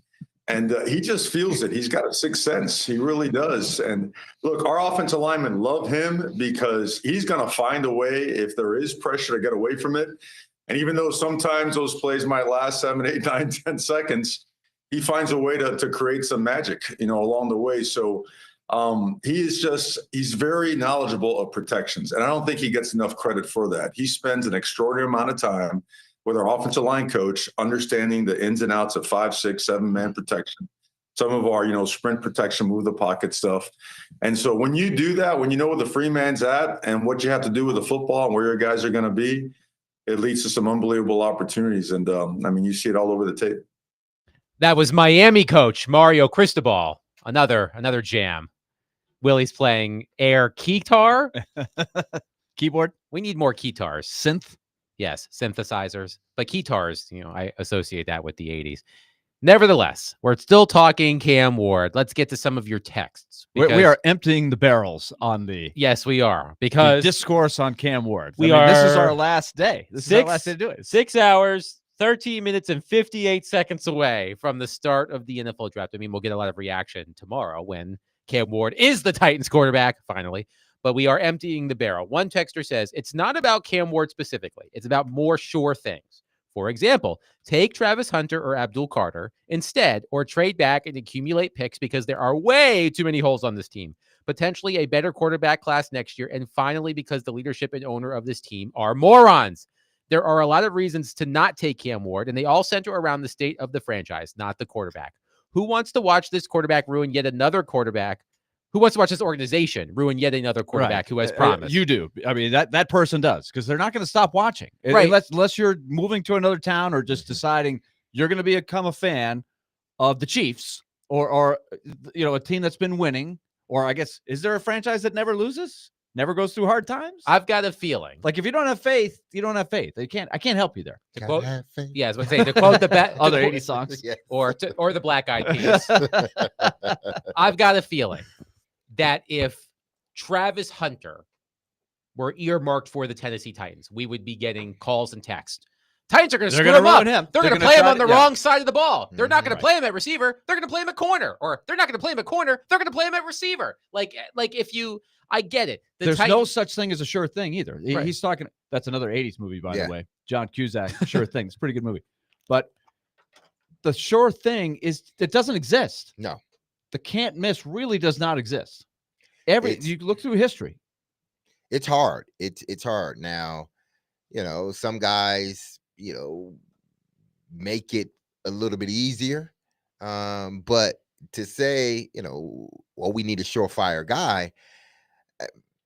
What do you mean by surefire? Do you mean a franchise quarterback? Well, if that's the case, then I think he will be a franchise quarterback, which means he will be the reason you're winning, not losing, and that he will then get a second contract, and hopefully during that time they will be building the team up around him, so you can get, just as you're getting the development, you can get wins in the process. So. One texter says, Cam Ward at number 1. Titans will be picking in the top 3 again next year, which Willie would say, good. That's what they need to. And Derek talked about this earlier, about separating quarterback development from wins and losses. If let's say the Titans go 5-12 next season, so 2 more wins than they had this year, but Cam Ward looks like he's getting it. Maybe he doesn't lead the Titans to significantly more wins, but he looks like he could be the real deal. Those two things should be separated. Cam Ward's development should not be judged by how many wins the Titans have next season. Let's take Troy Aikman. And I believe the year was 88, his rookie year, or 89. One of the two. They went 1-15. Mm-hmm. And you know where they picked in the draft? First. You know where they picked? Emmitt Smith. Mm-hmm. Another, as time went on, they got a lot better. Exactly. Built your offensive line up. Got some playmakers. Made the Herschel outside. Walker Yeah. trade. Did a lot with it, and they built a dynasty. Now that's perfect storm, but it's okay to have a quarterback that struggles because they're going to struggle. Yeah. No matter who they put out at quarterback next year, they're going to struggle. They don't have the roster to win right now. They have to take steps to protect him, right? Put him in as good of an environment as you can based on the resources that you have. And if you're just like, well, the Titans can't do that, they screw everything up. Well, then I can't help you. You can't be afraid to. Should they not play? Well, I mean, that's one option is to sit him on the bench if that's what you feel is best. So they have to try to protect him. And I'm sure you would all develop him, love regardless of the one-loss record. Brandon Allen experience next season. I'm sure you would love that. Well, maybe that's the best way to do it. I'm okay with that if But that's people what be they feel is arguing- best. But people will be arguing why put the Right. young. You drafted him first overall. Put him in a game. The point You're is they're losing. going to struggle for another year at least, maybe a couple more years, and they know it. I feel. Listen, before we get to this phone call, I feel like last year I said this, and I still believe it to be true. If they stay healthy, which is a hard thing it seems for the Titans to do, but if they stay healthy, they are a much better team record, at least record-wise, than they were last year. I do believe that. Now, what it turns out to be is a double-digit wins. I don't know, but I think if they stay healthy, and they need to stay healthy for the young quarterback, especially on the offensive line and his key guys, the receiver Calvin Ridley and Lockett. He needs to stay healthy, even though I don't have no problem with him. I think he will. But in order for this young man to continue to develop, guys got to stay healthy. You got to depend. You got to be able to go into each and every game with the same guys. That's the way that that's the way you help the quarterback develop. Trey is on our phone line, driven by WilsonCountyHunted.com. Trey, what's going on? Thanks for calling. Hey guys, how y'all doing today? Good. Good. Hey, I just want to say what's up, Willie, and everybody, Adam. Hey, I just want. Thanks, Trey. What about Derek? What about David? Hey, I was trying to figure out what We I was messing- gonna say, and we y'all messing caught with you, me Trey. off guard. We messing with you. Hey, Go ahead. but Go ahead. I wanted to know, like, what will y'all be critiquing when he gets on the field? Like, for me, I'm gonna be looking for a skill set, how quick he gets the ball out. I haven't watched much tape on him, so I don't know any attributes that he has. But I want to know, what will y'all be critiquing when he gets on the field, and what kind of adjustments do y'all think he would have to take to fulfill being successful as a Titan if he gets drafted tonight? And y'all have a good day. Thank you for taking my call. See y'all. Thanks, Trey. I Thanks, think that's a Trey. better question for Derek. So let's do that. I think what I need to see is just development. I think I need to see him not making the same mistakes over and over again.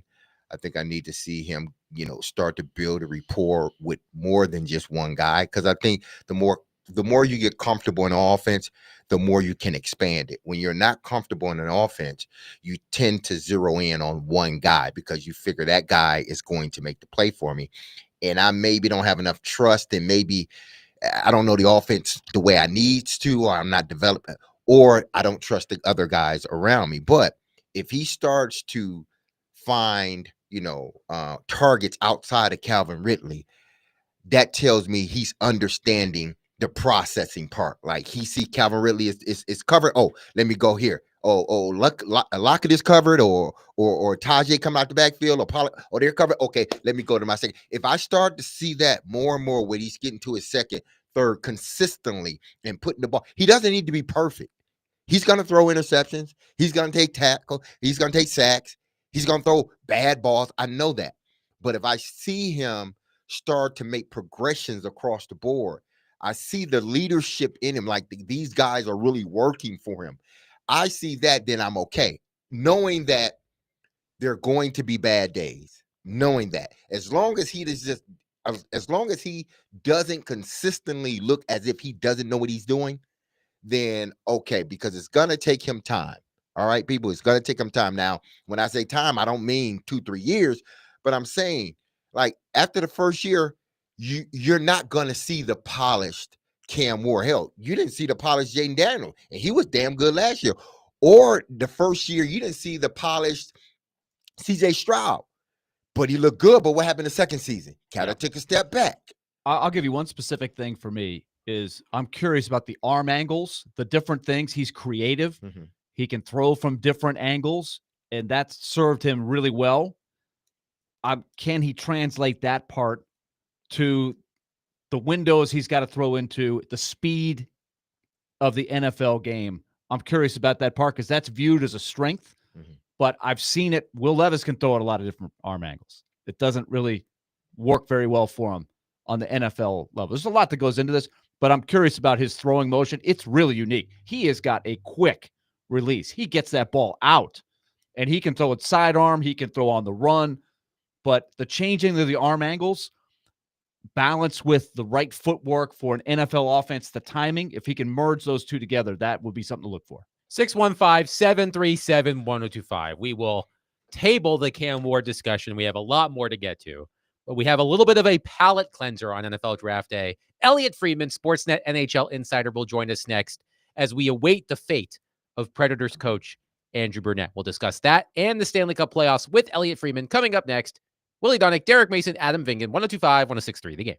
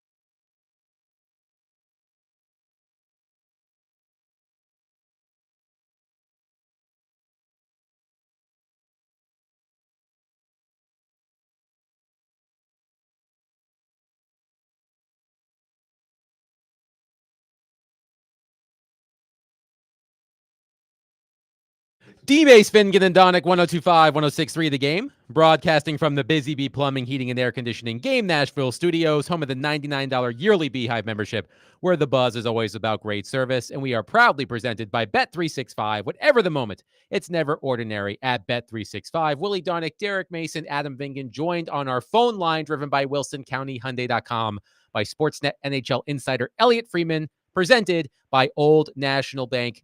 Get old. Elliot, it's been about a week since we heard from Predators players and Andrew Brunette. We have yet to hear from Barry Trotz. We were expecting to hear from Barry Trotz this week. It doesn't appear that's going to be the case.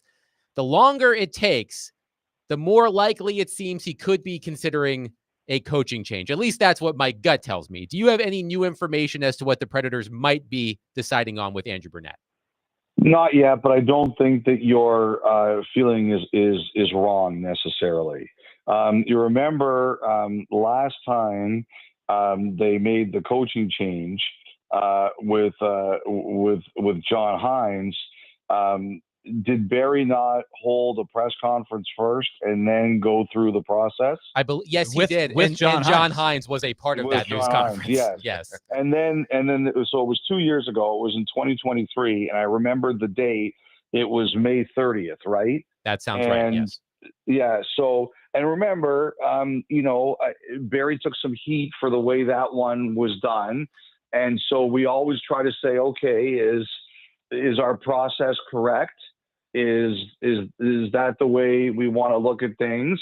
And I'm sure also, I do think that even though he's a manager now, he's sympathetic to coaches in the sense that there's a way everything should be handled, right? So I don't blame him at all if he says, you know what, we're going to do it differently this time.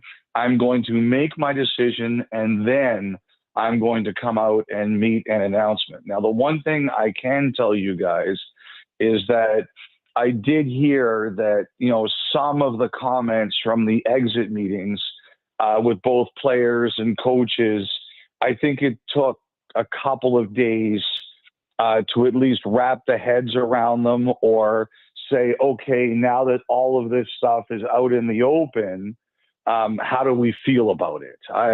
I definitely got that impression that Brunette's comments, Marchessault's comments, and some of the other comments made gave people pause or had people think, okay, do we feel differently about everything? How do we feel about the fact that all of this kind of got aired publicly? I think those of you in Nashville, you kind of knew this existed. I don't know that it was a huge surprise to you guys, but anytime like it gets aired and like personally, I don't have a problem with it in the sense that people should be honest. And as a media member, we can't complain that people are boring or they don't tell us the truth and then complain when they do tell us the truth. But I think sometimes for an organization, seeing that kind of stuff aired publicly, and people kind of sit back and say, okay, how do we feel about all this? And I do think that happened in the Predators case. Elliot, one reason why you're the best in the business is because in that answer, you led me directly to my next question, and you covered a lot of it there. I know you heard the comments from Jonathan Marchessault last week, and we've talked a lot about Marchessault and how he's unafraid to bite his tongue. Not bite his tongue, I should say. He does not like to bite his tongue. And I'm wondering what you thought of his comments specifically, just because of, Steven Stamkos made similar comments, but he did so in a more captainly, diplomatic way. Precisely. Yes. So the way that Marchessault aired those grievances, for lack of a better phrase, what did you make of how he addressed the question about adjustments with Andrew Brunette? Look, I think this. I've known Marchessault for a long time now. I've dealt with him for a bit. And he's one of those people that if you put a microphone in his face or if you go stand up to him and ask him a question, you are going to get an honest answer. As you said, Adam, he does not sugarcoat things. There's no filter. And there's no, well, you're right. There is no filter. Yes. He's going to tell you exactly what he thinks. You know, I'll say this. I want to be very careful about one thing here. I didn't see his comments. I only read them. And I saw Stamkos. I did not see Marchessault. And the one thing I just want to say about that is sometimes it's like reading an email or a text. It can be meant one way and it can be interpreted another way. All I can say is this. Let's just say that Marchessault is answering a question honestly, and he's talking about what he thinks needs to be better. Even if he means it in a benign way, I could see a coach I could see Andrew Burnett not liking that. I could see him being upset about that. I can see him say, and I can see other people in the organization saying, that's not something that we like that you said publicly, even if he meant it in a benign way. Because after a season like this one, your fan base, your ticket buying public, and even some people in your organization who have decision-making power can look at that, point at that, and say, hey, look what one of our players is counting on here. And, it's been a hard season in general around Marchessault. Like, he struggled a bit. And I think that some people will say, hey, should you be saying that? Now, again, I read them. I didn't see them. So it leaves some open room for interpretation there. But, I think after a year like this one, Adam, everybody's sensitive. Everybody's upset. Everybody's disappointed. There's nobody who looks good after this year. And I think, and that your ownership is demanding answers. Everybody in the organization is demanding answers. And put it this way, I think that, I just think that people don't want to hear that kind of honesty after. I mean, I have no problem with it, but I think internally the organization would probably say, we don't need that kind of honesty after a season like this one. Elliot Friedman is with us. And Elliot, I do think his tone was better. I think it comes across when you listen to the, 7 to 10 minutes that he was actually, he answered a lot of questions, and he did take a lot of accountability for his own struggles, which I give him credit. So in the context of all of that, I don't think it was as bad as it was. And like you pointed out, when you just read the specific quotes from the one question that had everybody's attention, but that's how it works, right? And he's got to understand that as well. So I will give him a lot of credit for, there were several questions where he said, I didn't do as well as I needed to do. I've got to be better. So I will give him that, but that it's definitely something to watch. Yeah. And like I said about Marchessault, he's an honest guy, and that is why he is that's why he's gotten to be where he is, because that's his personality. It took a long time for him to get developed into a star. He had a harder road than a lot of other players. He's a self-made man. I really respect it. I just know, the one thing is, I live in Toronto, which is probably the hottest NHL market there is. I know here, if those comments were made at the end of a season, even if he meant them in a totally benign way, it would lead to a 10-alarm blaze. And I understand, I was watching the Boston press conference yesterday, and people were like, well, the Bruins just missed the playoffs. They should come out of there and stop being so defensive. No, that's not what happens. When you miss the playoffs, you're even more defensive. Your back is really up. So, I just think that even though Marchessault may not have meant anything bad by that at all, everybody in Nashville, their back is up right now. It was a hard year. It was a disappointing year. And everybody's sensitive to everything that gets said. That's what happens. I was listening to your latest 32 Thoughts. You guys are talking about an exciting playoff series, and I do want to ask you about a couple things on that. But the coaching carousel, I was really taken by your interpretation of the Vancouver exit meetings and the exit press conference by their general manager, Jim Rutherford, because I wonder if everybody's kind of waiting around saying, oh, is Rick Tocchet going to hit the market here? And if so, we may have to wait on what we're doing, because there could be a lot of dominoes that come from that. So give me your thoughts on that, because that's a different kind of disappointment when you just miss as opposed to everything goes wrong for the start. But think about this time last year, Rick Tocchet and Andrew Burnett were in a playoff series, and a lot of people were saying one of these two guys is going to be the coach of the year. Yep. The coach of the year, you should just not accept it anymore, Willie. I think that's what it comes down to. Just don't even take it. You know, Vancouver, like you guys, had a really hard year. Things really blew up in their organization they were not expecting, and so that's kind of, it was a hard year. And the other thing too is, and I do understand this, like as a guy who has lived his whole life in Canada and understands how hockey is up here, like I would never run away from this. I believe in high risk, high reward. Okay. And if you are successful here, you are like, as a player, you're a god forever. You don't even have to win all the time.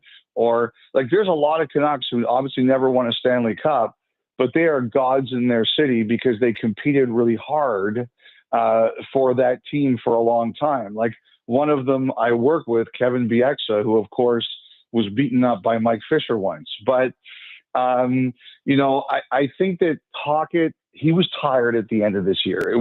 The team took a step back. I think Hughes is the captain, Quinn Hughes. It's clear to me that they've let everybody know that his future is uncertain. And I just wonder if part of it is, I think he feels he has a certain worth. And to this point, they haven't hit it.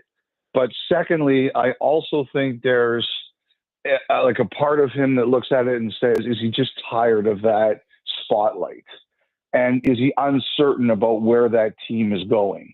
And that every day that goes by, you sit there and you wonder, is he looking at something else? Now, technically, I don't believe he has permission to talk to anybody else, but you can definitely see what the landscape is, Willie, and I think that's what he's doing.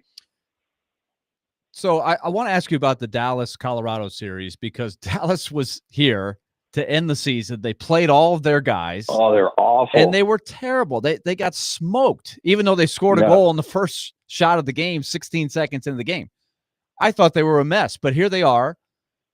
I don't want to say they're shutting Colorado down, but to hold them to one goal in their building with that atmosphere last night with the Landeskog, I was very impressed on how Dallas has sort of pulled it together, despite the Red Sea parting and the one goal that they did score. Where was everybody on the ice for the starts? Oh, but it was terrible. Despite that breakdown at the end of the game, they give up one goal in Denver. That's hard to do. Well, I think the one thing, and the thing about that is they slowed that game to a crawl, which is probably their best way to win. And they're missing their best player and one of their best forwards. The one thing is the goalie has really come back, and they had to defend a 4-minute power play where 3 minutes of it was in overtime, and he was incredible. Like I really thought, if you have goaltending, you have a chance, as you guys know. And Ottinger, who really struggled at the end of the regular season, has been excellent, and he was excellent last night. But to me, Dallas said, look, if we let them run a track meet around us, we're doomed. And they didn't let them run a track meet. They slowed the game down. They slowed it to a crawl, and they've given themselves a chance. So I think between the goaltending, the pace of play, and that, you have to compete, and their guys are all competing, they've given themselves a chance in this series. It's going to be interesting when or if Heiskanen shows up here, the defenseman, because if he can come back and he can make an impact, that's big, big news for Dallas. So one observation that I think Adam and I agree on, when you watch that series, which to me is the most interesting from the Predators' perspective, just watching those two teams specifically, there's a lot of good ones, but Mikko Rantanen still looks like he's out of place with Dallas. He hasn't made a big impact. He's flashed, but he doesn't look like the monster that he was with the Avalanche. And at the same time, with Marty Necas and all the players that they turned over, they had like a rent-a-team, right? They turned over half. They used 49 players, but they still Mhm. don't look like they have that absolute what's the right juggernaut where you're when those three guys were on the ice, Makar, Mhm. McKinnon, Rantanen, it looked unstoppable at times. They look like they've lost some fangs there. Well, I think that the one thing when it comes to Colorado, I think the one thing is that, like I said, the Stars realize they cannot let this turn into a track meet.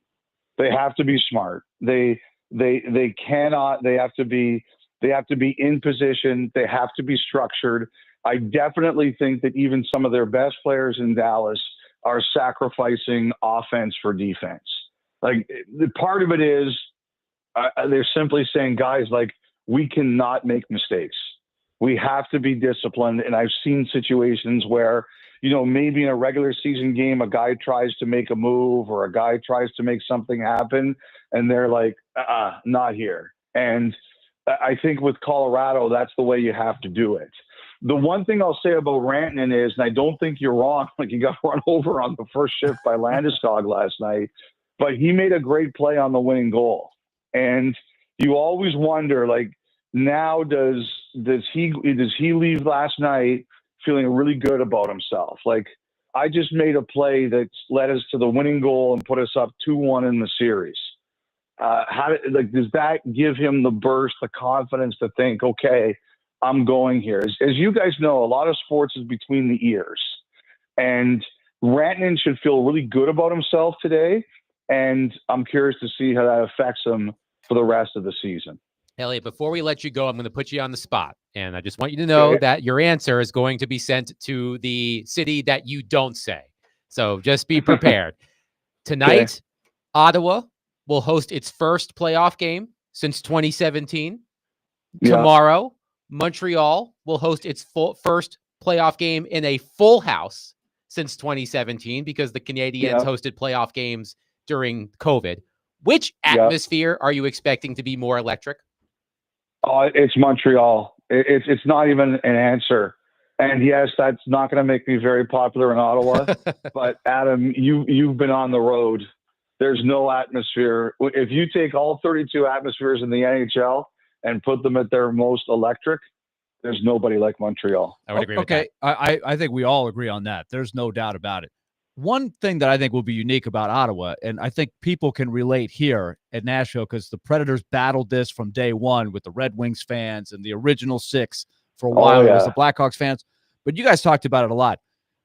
Like, for a time, Elliot, and it really ticked off the Chicago fans. Nashville put up barriers that made it as tough as they could possibly make it for a Blackhawk fan to get a ticket, because, to their credit, if you wanted to sell your ticket to a Blackhawk fan, there was a Blackhawk fan willing to pay whatever they needed to pay to get in. And Nashville shut that down. And boy, did you hear some belly aching in Chicago.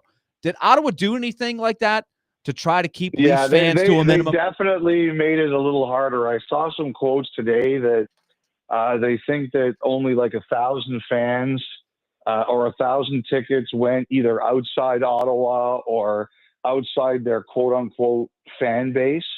Like, they worked at it. The question always is, like, who resells the tickets, right? I always wonder about this going in. Is Ottawa going to monitor who actually shows up and uses the seats? I think teams do that. So I'm curious to see tonight if that goes anywhere. Actually, it's funny. I was out this morning grabbing a coffee in a local coffee shop, and I ran into a couple of Leaf fans there. And one of them told me that he got tickets to Saturday's game, Game 4, and they're going on a party bus with 8 of them, and they're driving to the game, they're going to the game, and then they're driving home in the party bus with a driver after the game. And I said to him, I only have one request. And the guy goes, what is it? And he says, you have to have I said, you cheering for the Leafs? He goes, yeah. I go, you have to have a sign that says Kyle Bukauskas gave me these tickets. And Kyle is my podcast co-host. He lives in Ottawa. So I'm really hoping they do it. Like, that's my sole goal here. Elliot Freeman, Sportsnet NHL insider, joining us on D. Mace, Fingen and Donick, presented by Old National Bank. Get old. Elliot, great stuff as always. We'll talk next week. All right. Take care, guys. Have a great week. You as well. Elliot Freeman on the program. A lot of interesting stuff there. The Stanley Cup playoffs have been excellent so far. If you haven't sat down to watch some of these games, you absolutely should. But we are going to get back into NFL draft talk coming up next at 615-737-1025. One ESPN analyst details how the Titans can ace their draft. Do we agree? We'll discuss that coming up next. Willie Darnick, Derek Mason, Adam Vingan, 1025, 1063, The Game.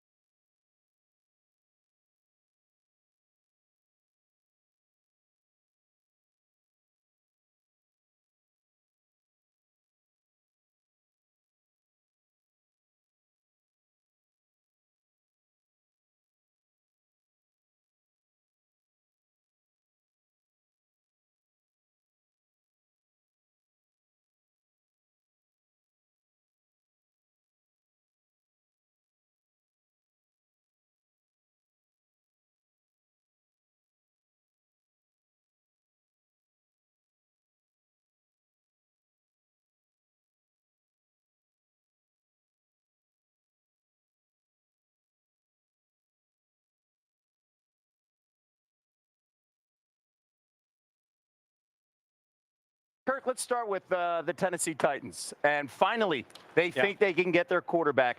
When you look at Cam Ward, where does he make them better as a franchise quarterback down the road? MVP and a Heisman. I think there's like, like 2 or 3 ever. Yes. That guy right there. Did My that. guy. I think, first of all, I think we've been talking, we've been in meetings. I think we're all excited for a guy that he doesn't come in as a 5-star, can't miss guy. Nick Saban's not knocking on his door coming out of high school, kind of a 1 or 2-star guy that was overlooked, and he just kind of earned everything that he got. When he got on the stage was this past year. He almost entered the NFL last year, but got a grade with second or third day, so he decided to transfer to Miami. Opportunity there. The Canes haven't had a quarterback like a difference maker since Ken Dorsey back 25 years ago, and he became the alpha of this team. And he's going to have to do that if, in fact, he ends up going to Tennessee, living in Nashville. They need a guy. They don't have a guy, and I don't mean just a quarterback. They need an alpha to take over that locker room. Hopefully he ends up going first and getting that opportunity to really show what he can do. And you can see the creativity, making things happen, not just sitting in a pocket. Obviously, he can improvise and plays with kind of that alpha mentality that you love to see. That was Kirk Herbstreit talking about Cam Ward. The NFL draft is now 5 hours, 31 minutes, and 52 seconds away. Remember, Twin Peaks tonight at 6 o'clock. Jared Stillman, Derek Mason, Chris Sanders, Trevor Maddich, and Jared Stillman already at Twin Peaks. We'll talk to him in just a little bit. So this came out last week, and I've been meaning to talk about it, but we've had so much to talk about, we just haven't gotten to it yet. Benjamin Solak at ESPN.com did a story where he plans the perfect draft for every NFL team. So keep in mind, this came out a week ago, so some things might have changed. But this is what Ben Solak wrote about the Titans, and I want to know if you guys agree. How, in his mind, they can ace this draft. Quote, okay, so you're drafting Cam Ward. What next? Edge rusher is the biggest position of need on the Titans depth chart. Harold Landry was released, leaving Arden Key as the primary incumbent rusher with Draymond Jones and Lorenzo Carter as free agent reinforcements. Nothing to write home about there. We typically preach offensive investment for teams with rookie quarterbacks, but the Titans already have a strong offensive line and could add secondary pass catchers later. I could see them keeping James Pierce Jr. of Tennessee in state with the number 35 pick, though I'd prefer a player with better 3-down potential like JT Tuimoloau of Ohio State. I hope I got that somewhat right. If the Titans do pass on edge rusher for a wide receiver too, it's an understandable instinct. A Brian Callahan spread style offense with a quick release passer such as Ward needs multiple receivers who can create separation. And while Calvin Ridley is the incumbent wide receiver 1, it's worth noting he turned 30 last year.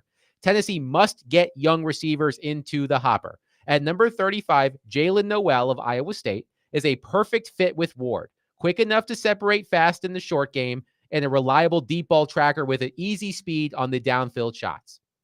At a round discount, you can likely get Kyle Williams out of Washington State to fill a similar mold. The Titans might also favor a big-bodied safety blanket who can win over the middle of the field, in which case Jaden Higgins out of Iowa State or, oh my goodness, Alec Ayomanor out of Stanford are good targets. After addressing wide receiver and edge, the Titans should consider adding competition at linebacker, as all 5 of their leading snap getters from last season, Kenneth Murray, Ernest Jones, Jerome Baker, Jack Gibbons, and Luke Gifford, are on different teams. Free agent Cody Barton fills one spot, but the other is up for grabs. Danny Stutzman out of Oklahoma or Jeffrey Bossa out of Oregon are highly experienced players with NFL traits. Starting edge, wide receiver 2, starting linebacker, and Cam Ward. That's the plan. That was Ben Solak on the perfect draft for the Titans. Your thoughts? Well, it would be a perfect draft because they would be adding firepower for the young quarterback, getting the help they need at the rushing end position, and to fill some other needs. That is what I'm sure the Titans are looking for. That's sort of their, ideal draft.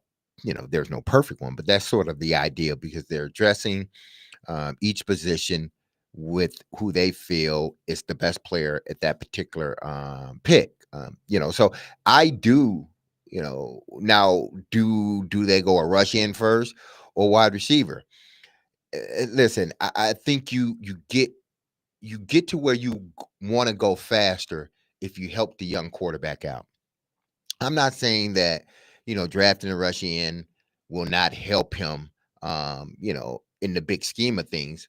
But if you want to help see the development, you go get him another pass catcher, whether it's a receiver. I like Noel, the kid out of Iowa State. Just watching film, and I sent you guys names of him. I love that kid. We'll do some of that we'll do breakdown some- tomorrow. Yeah, TD put me on to him, and I watched this film. The kid is, I would love for the Titans. He's to draft wide him. receiver 5, Jalen Noel, according to Yes. Dane Brugler. So I just feel that if you do that, you're putting your quarterback in a better position to develop a lot quicker if you add pass rushers. I mean, if you add catchers around them. Now, if you add in pass rushers, the team on the defensive side may get better, but if you still can't score points, I mean, it's going to win you some games. Defenses win games. I get that.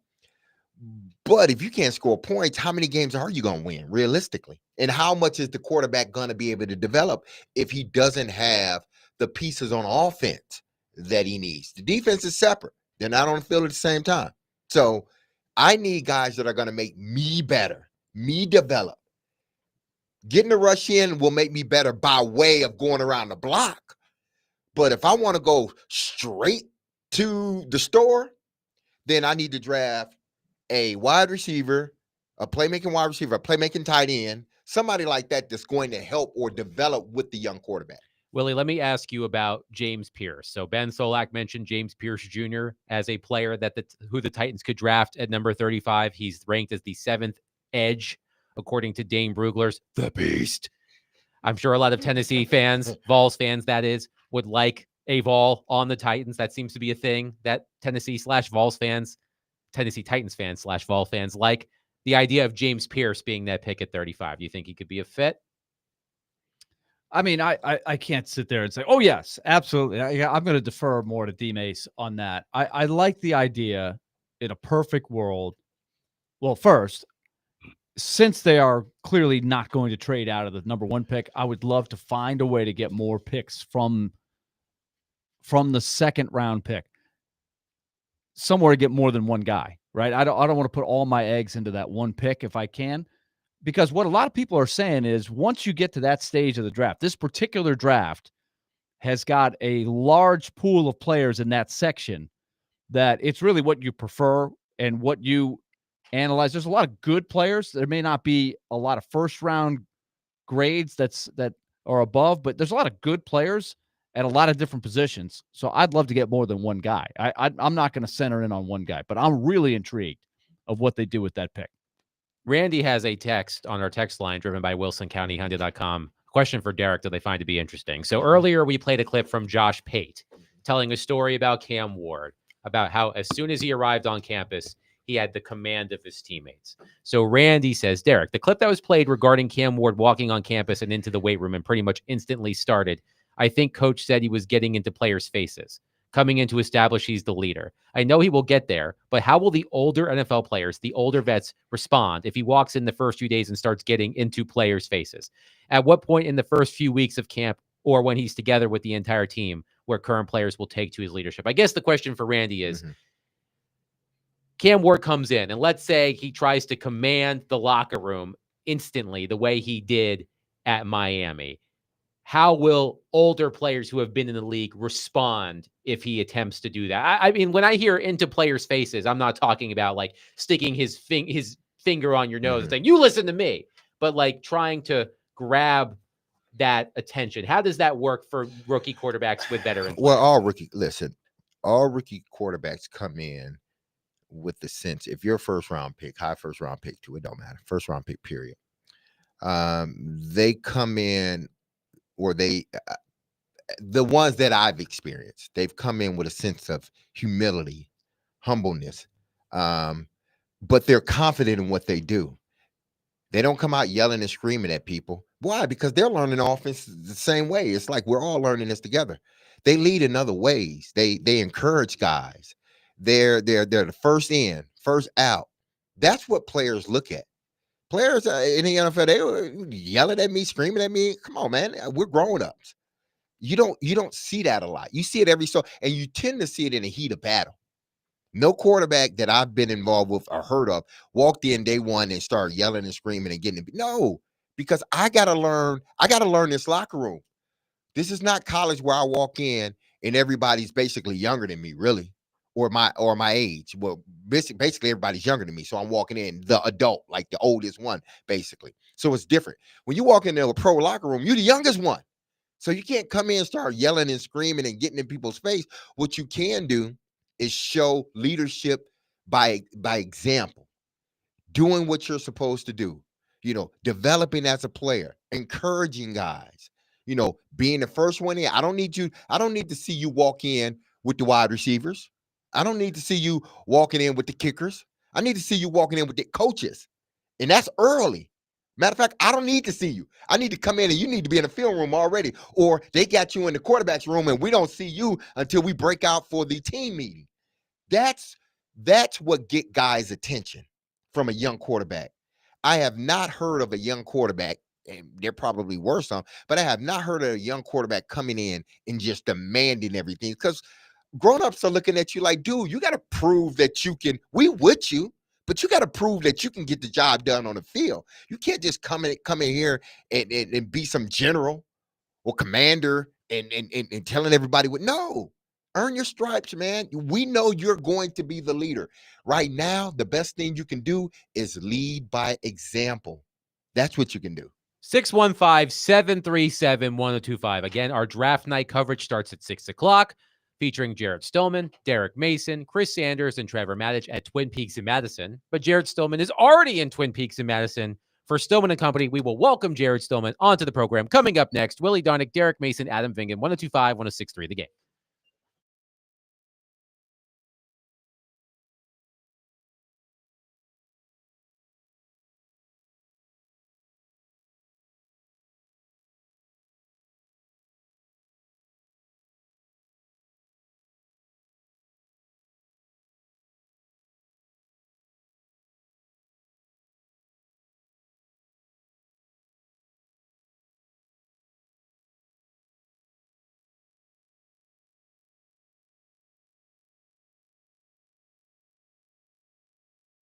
All right, let's talk Lead Company, 615-567-1000 or leadcompany.com.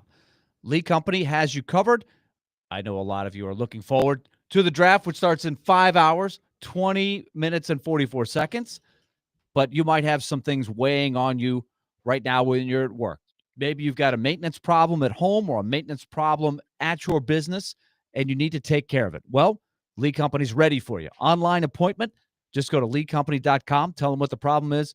Done. Now you're clear. That burden is lifted, and you're ready to watch the draft and all the other great games that are out there to watch tonight. It's a fun time of the year. Lead Company's ready for whatever you need, especially the fundamentals that run your home, the air conditioning, the heating, the plumbing, the electric. Once again, 615-567-1000 or leadcompany.com. That's 615-567-1000 or leadcompany.com. In business since 1944.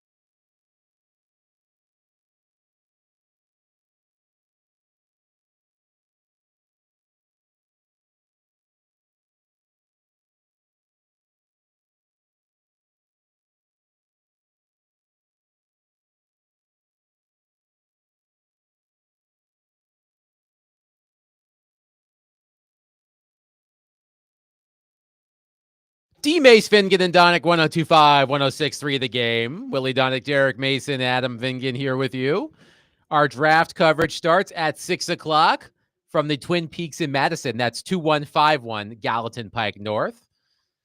Already at Twin Peaks in Madison, the one and only Jared Stillman, who needs to pace himself because he will be at Twin Peaks for the next several hours. Hello, Jared. How are you? Don't peak too early. Hey, Jared. Hey. Hello. Yeah, what you doing, buddy? Hitting the sauce a little early. It's only 1:45.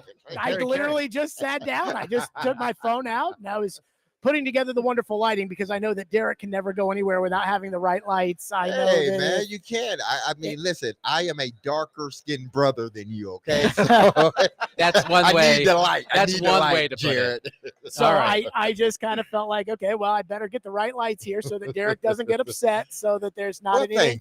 thank you. I I'm appreciate I'm doing this for you, Derek. Help me help you. Thank you, and I appreciate that. The good folks over there at Twin Peaks. So, is it they know packed you're yet? coming. Is it packed? There's actually a shockingly, I shouldn't say shockingly, I mean, there's a good crowd here so Hmm. far. I guess this would be the lunch crew that's coming through here. But again, I mean, I remember last year with the meltdown. I don't think it'll be as big of a meltdown this year as it was last year here on the set here at Twin Peaks. But we shall see. You never know with the NFL draft what's going to happen. If I know you as well as I think I do, you will find something to melt down about over the course of the first round of the NFL draft. And I think there is one player in mind who could inspire that meltdown, and that would be Shedeur Sanders. And I want your on-the-record pick right now. Will Shedeur Sanders be drafted in the first round tonight? Yes or no? Okay, so I think I said yesterday or on Friday on Take It to the Bank, not in the top 20 is I think what I said. Yep, I think that's what you said. Okay. But we can check the tape. Yeah. I have right here in front of me the Stillman and Company, the final mock draft 3.0, which we will have today on the program at 5 o'clock, leading into our great draft coverage. And I do have Shedeur Sanders going in the first round. Unlike Dane Brugler at The Athletic put out his mock draft today, had Jackson Dart going to the Giants at the end of the first round, but did not have Shedeur Sanders in his first round. So I will say I've got him in the first round, but I do not have him in the first 20 picks. Dane Brugler was not the only draft analyst not to have Shedeur Sanders in his final first round mock. Pete Prisco on CBS Sports also did not have Shedeur Sanders in the first round. Daniel Jeremiah of NFL Network and Peter Schrager of ESPN had Sanders number 21 to the Steelers, which I believe is the betting favorite. The Steelers are the betting favorite. Field Yates had him going 29th to Cleveland in a mock trade with Washington. I found that to be interesting as well. So I laughed out loud. I saw that Jordan Schultz, I heard you guys talk about this, and then I saw the Jordan Schultz post about the high-level executive who said, put your name down on it if you're going to criticize somebody. And then I thought to myself, did this high-level executive put his name down on the anti-criticism take? I mean, why not put your name down on that? I do think that what happened, and Albert Breer wrote about this at Sports Illustrated, what I think happened was there was some of this where Shedeur Sanders early on thought he was going to be a top 5 pick, thought he was going to be a top 10 pick, and probably treated the process and the teams like, hey, you've got to come get me. And I think midway through the process, there was probably a humbling and a realization of, no, I've got to go win them. And that's changed him a little bit here. And that wouldn't surprise me. I mean, everybody was saying top 1, top 3, top 5 pick. And then all of a sudden they said, nope, not anymore. But apparently that does seem to be real. I trust Albert Breer's reporting, so I think there's probably something to it. Where do you think this draft this year in the first round gets interesting? Do you think it's past pick 2, 3, 10? Where do you think it's going to start get interesting, where there may be some either run on players or positions, or there may be some trades? So I think the first 6 or 7 players, for the most part, we have a pretty good idea of who they are, even if we don't know the exact order. Between Ward, Hunter, Carter, Campbell, Membu, Warren, Graham, and Genty. Once you get past that group, my question is, those players all start to kind of melt together.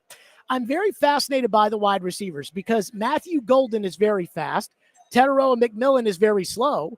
And I wonder, will a team say, okay, we're going to take Golden because even though he wasn't as good of a college player, McMillan was he tested much better. I'm fascinated by what happens with Luther Burden III. All three mock drafts that I looked at, Daniel Jeremiah, Dane Brugler, and Peter Schrager, all had Luther Burden out of the first round. If there's a run on receivers, I would expect Burden to go in the first round, as well as Emeka Ibuka. Some people don't have them there. So if the receivers, when Dallas picks at 12, if the receivers start to come off the board in the teens, then I think we see Burden and Ibuka go, because both Green Bay at 23 and the Chargers at 22, I think are going to be looking at receivers. So that I think is fascinating. And I was kind of doing a list today of, okay, what's good for the Titans? Because we know they're taking Cam Ward at 1. I think in a perfect world, we'd like them to trade down and still get a good player in the second round. But we also, hey, if that right player is there at 35, there's nothing against that.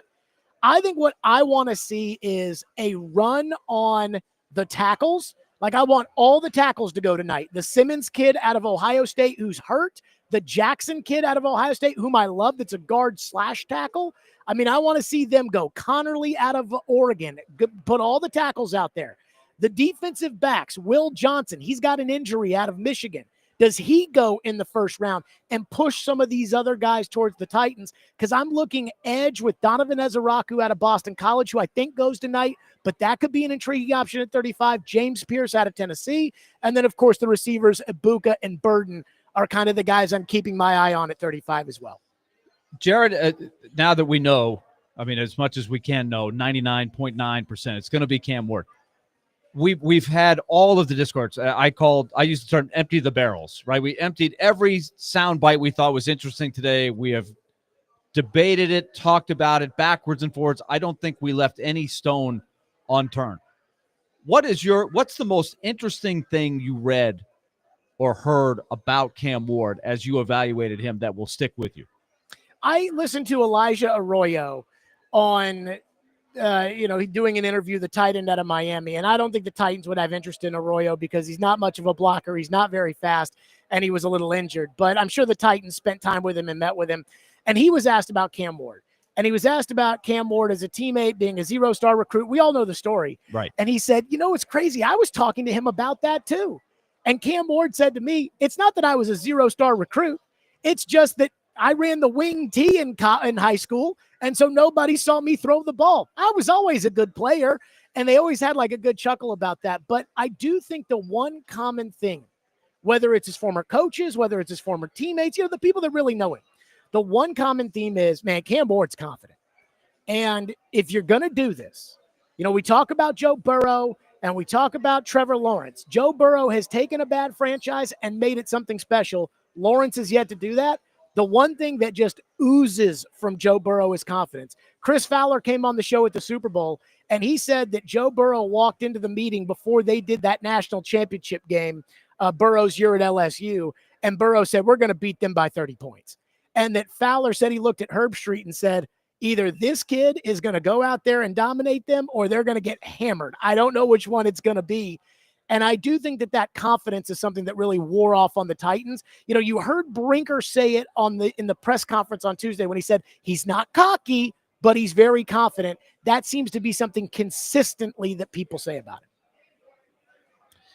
I'm wondering, I look, Jared, I know you said that you're not expecting a Stillman-esque meltdown, but it would not be the draft show without one. So I've tasked Derek, and he can pass it on to Chris and Trevor to find out some way to trigger you. It has to happen. I think I brought this up. We were, Lindsay and I were watching the draft show last week from last year, just a little bit. And she said to me, she goes, is it just me or do Derek and Chris seem to stick up for the Titans? And I said, I just got to balance me out a little bit. Today, I mean, look, you know what? I was thinking about this earlier today. And it's about the idea of, we all think the Titans want to trade out of 35 and move back, right? That seems to be what we think the Titans want to do.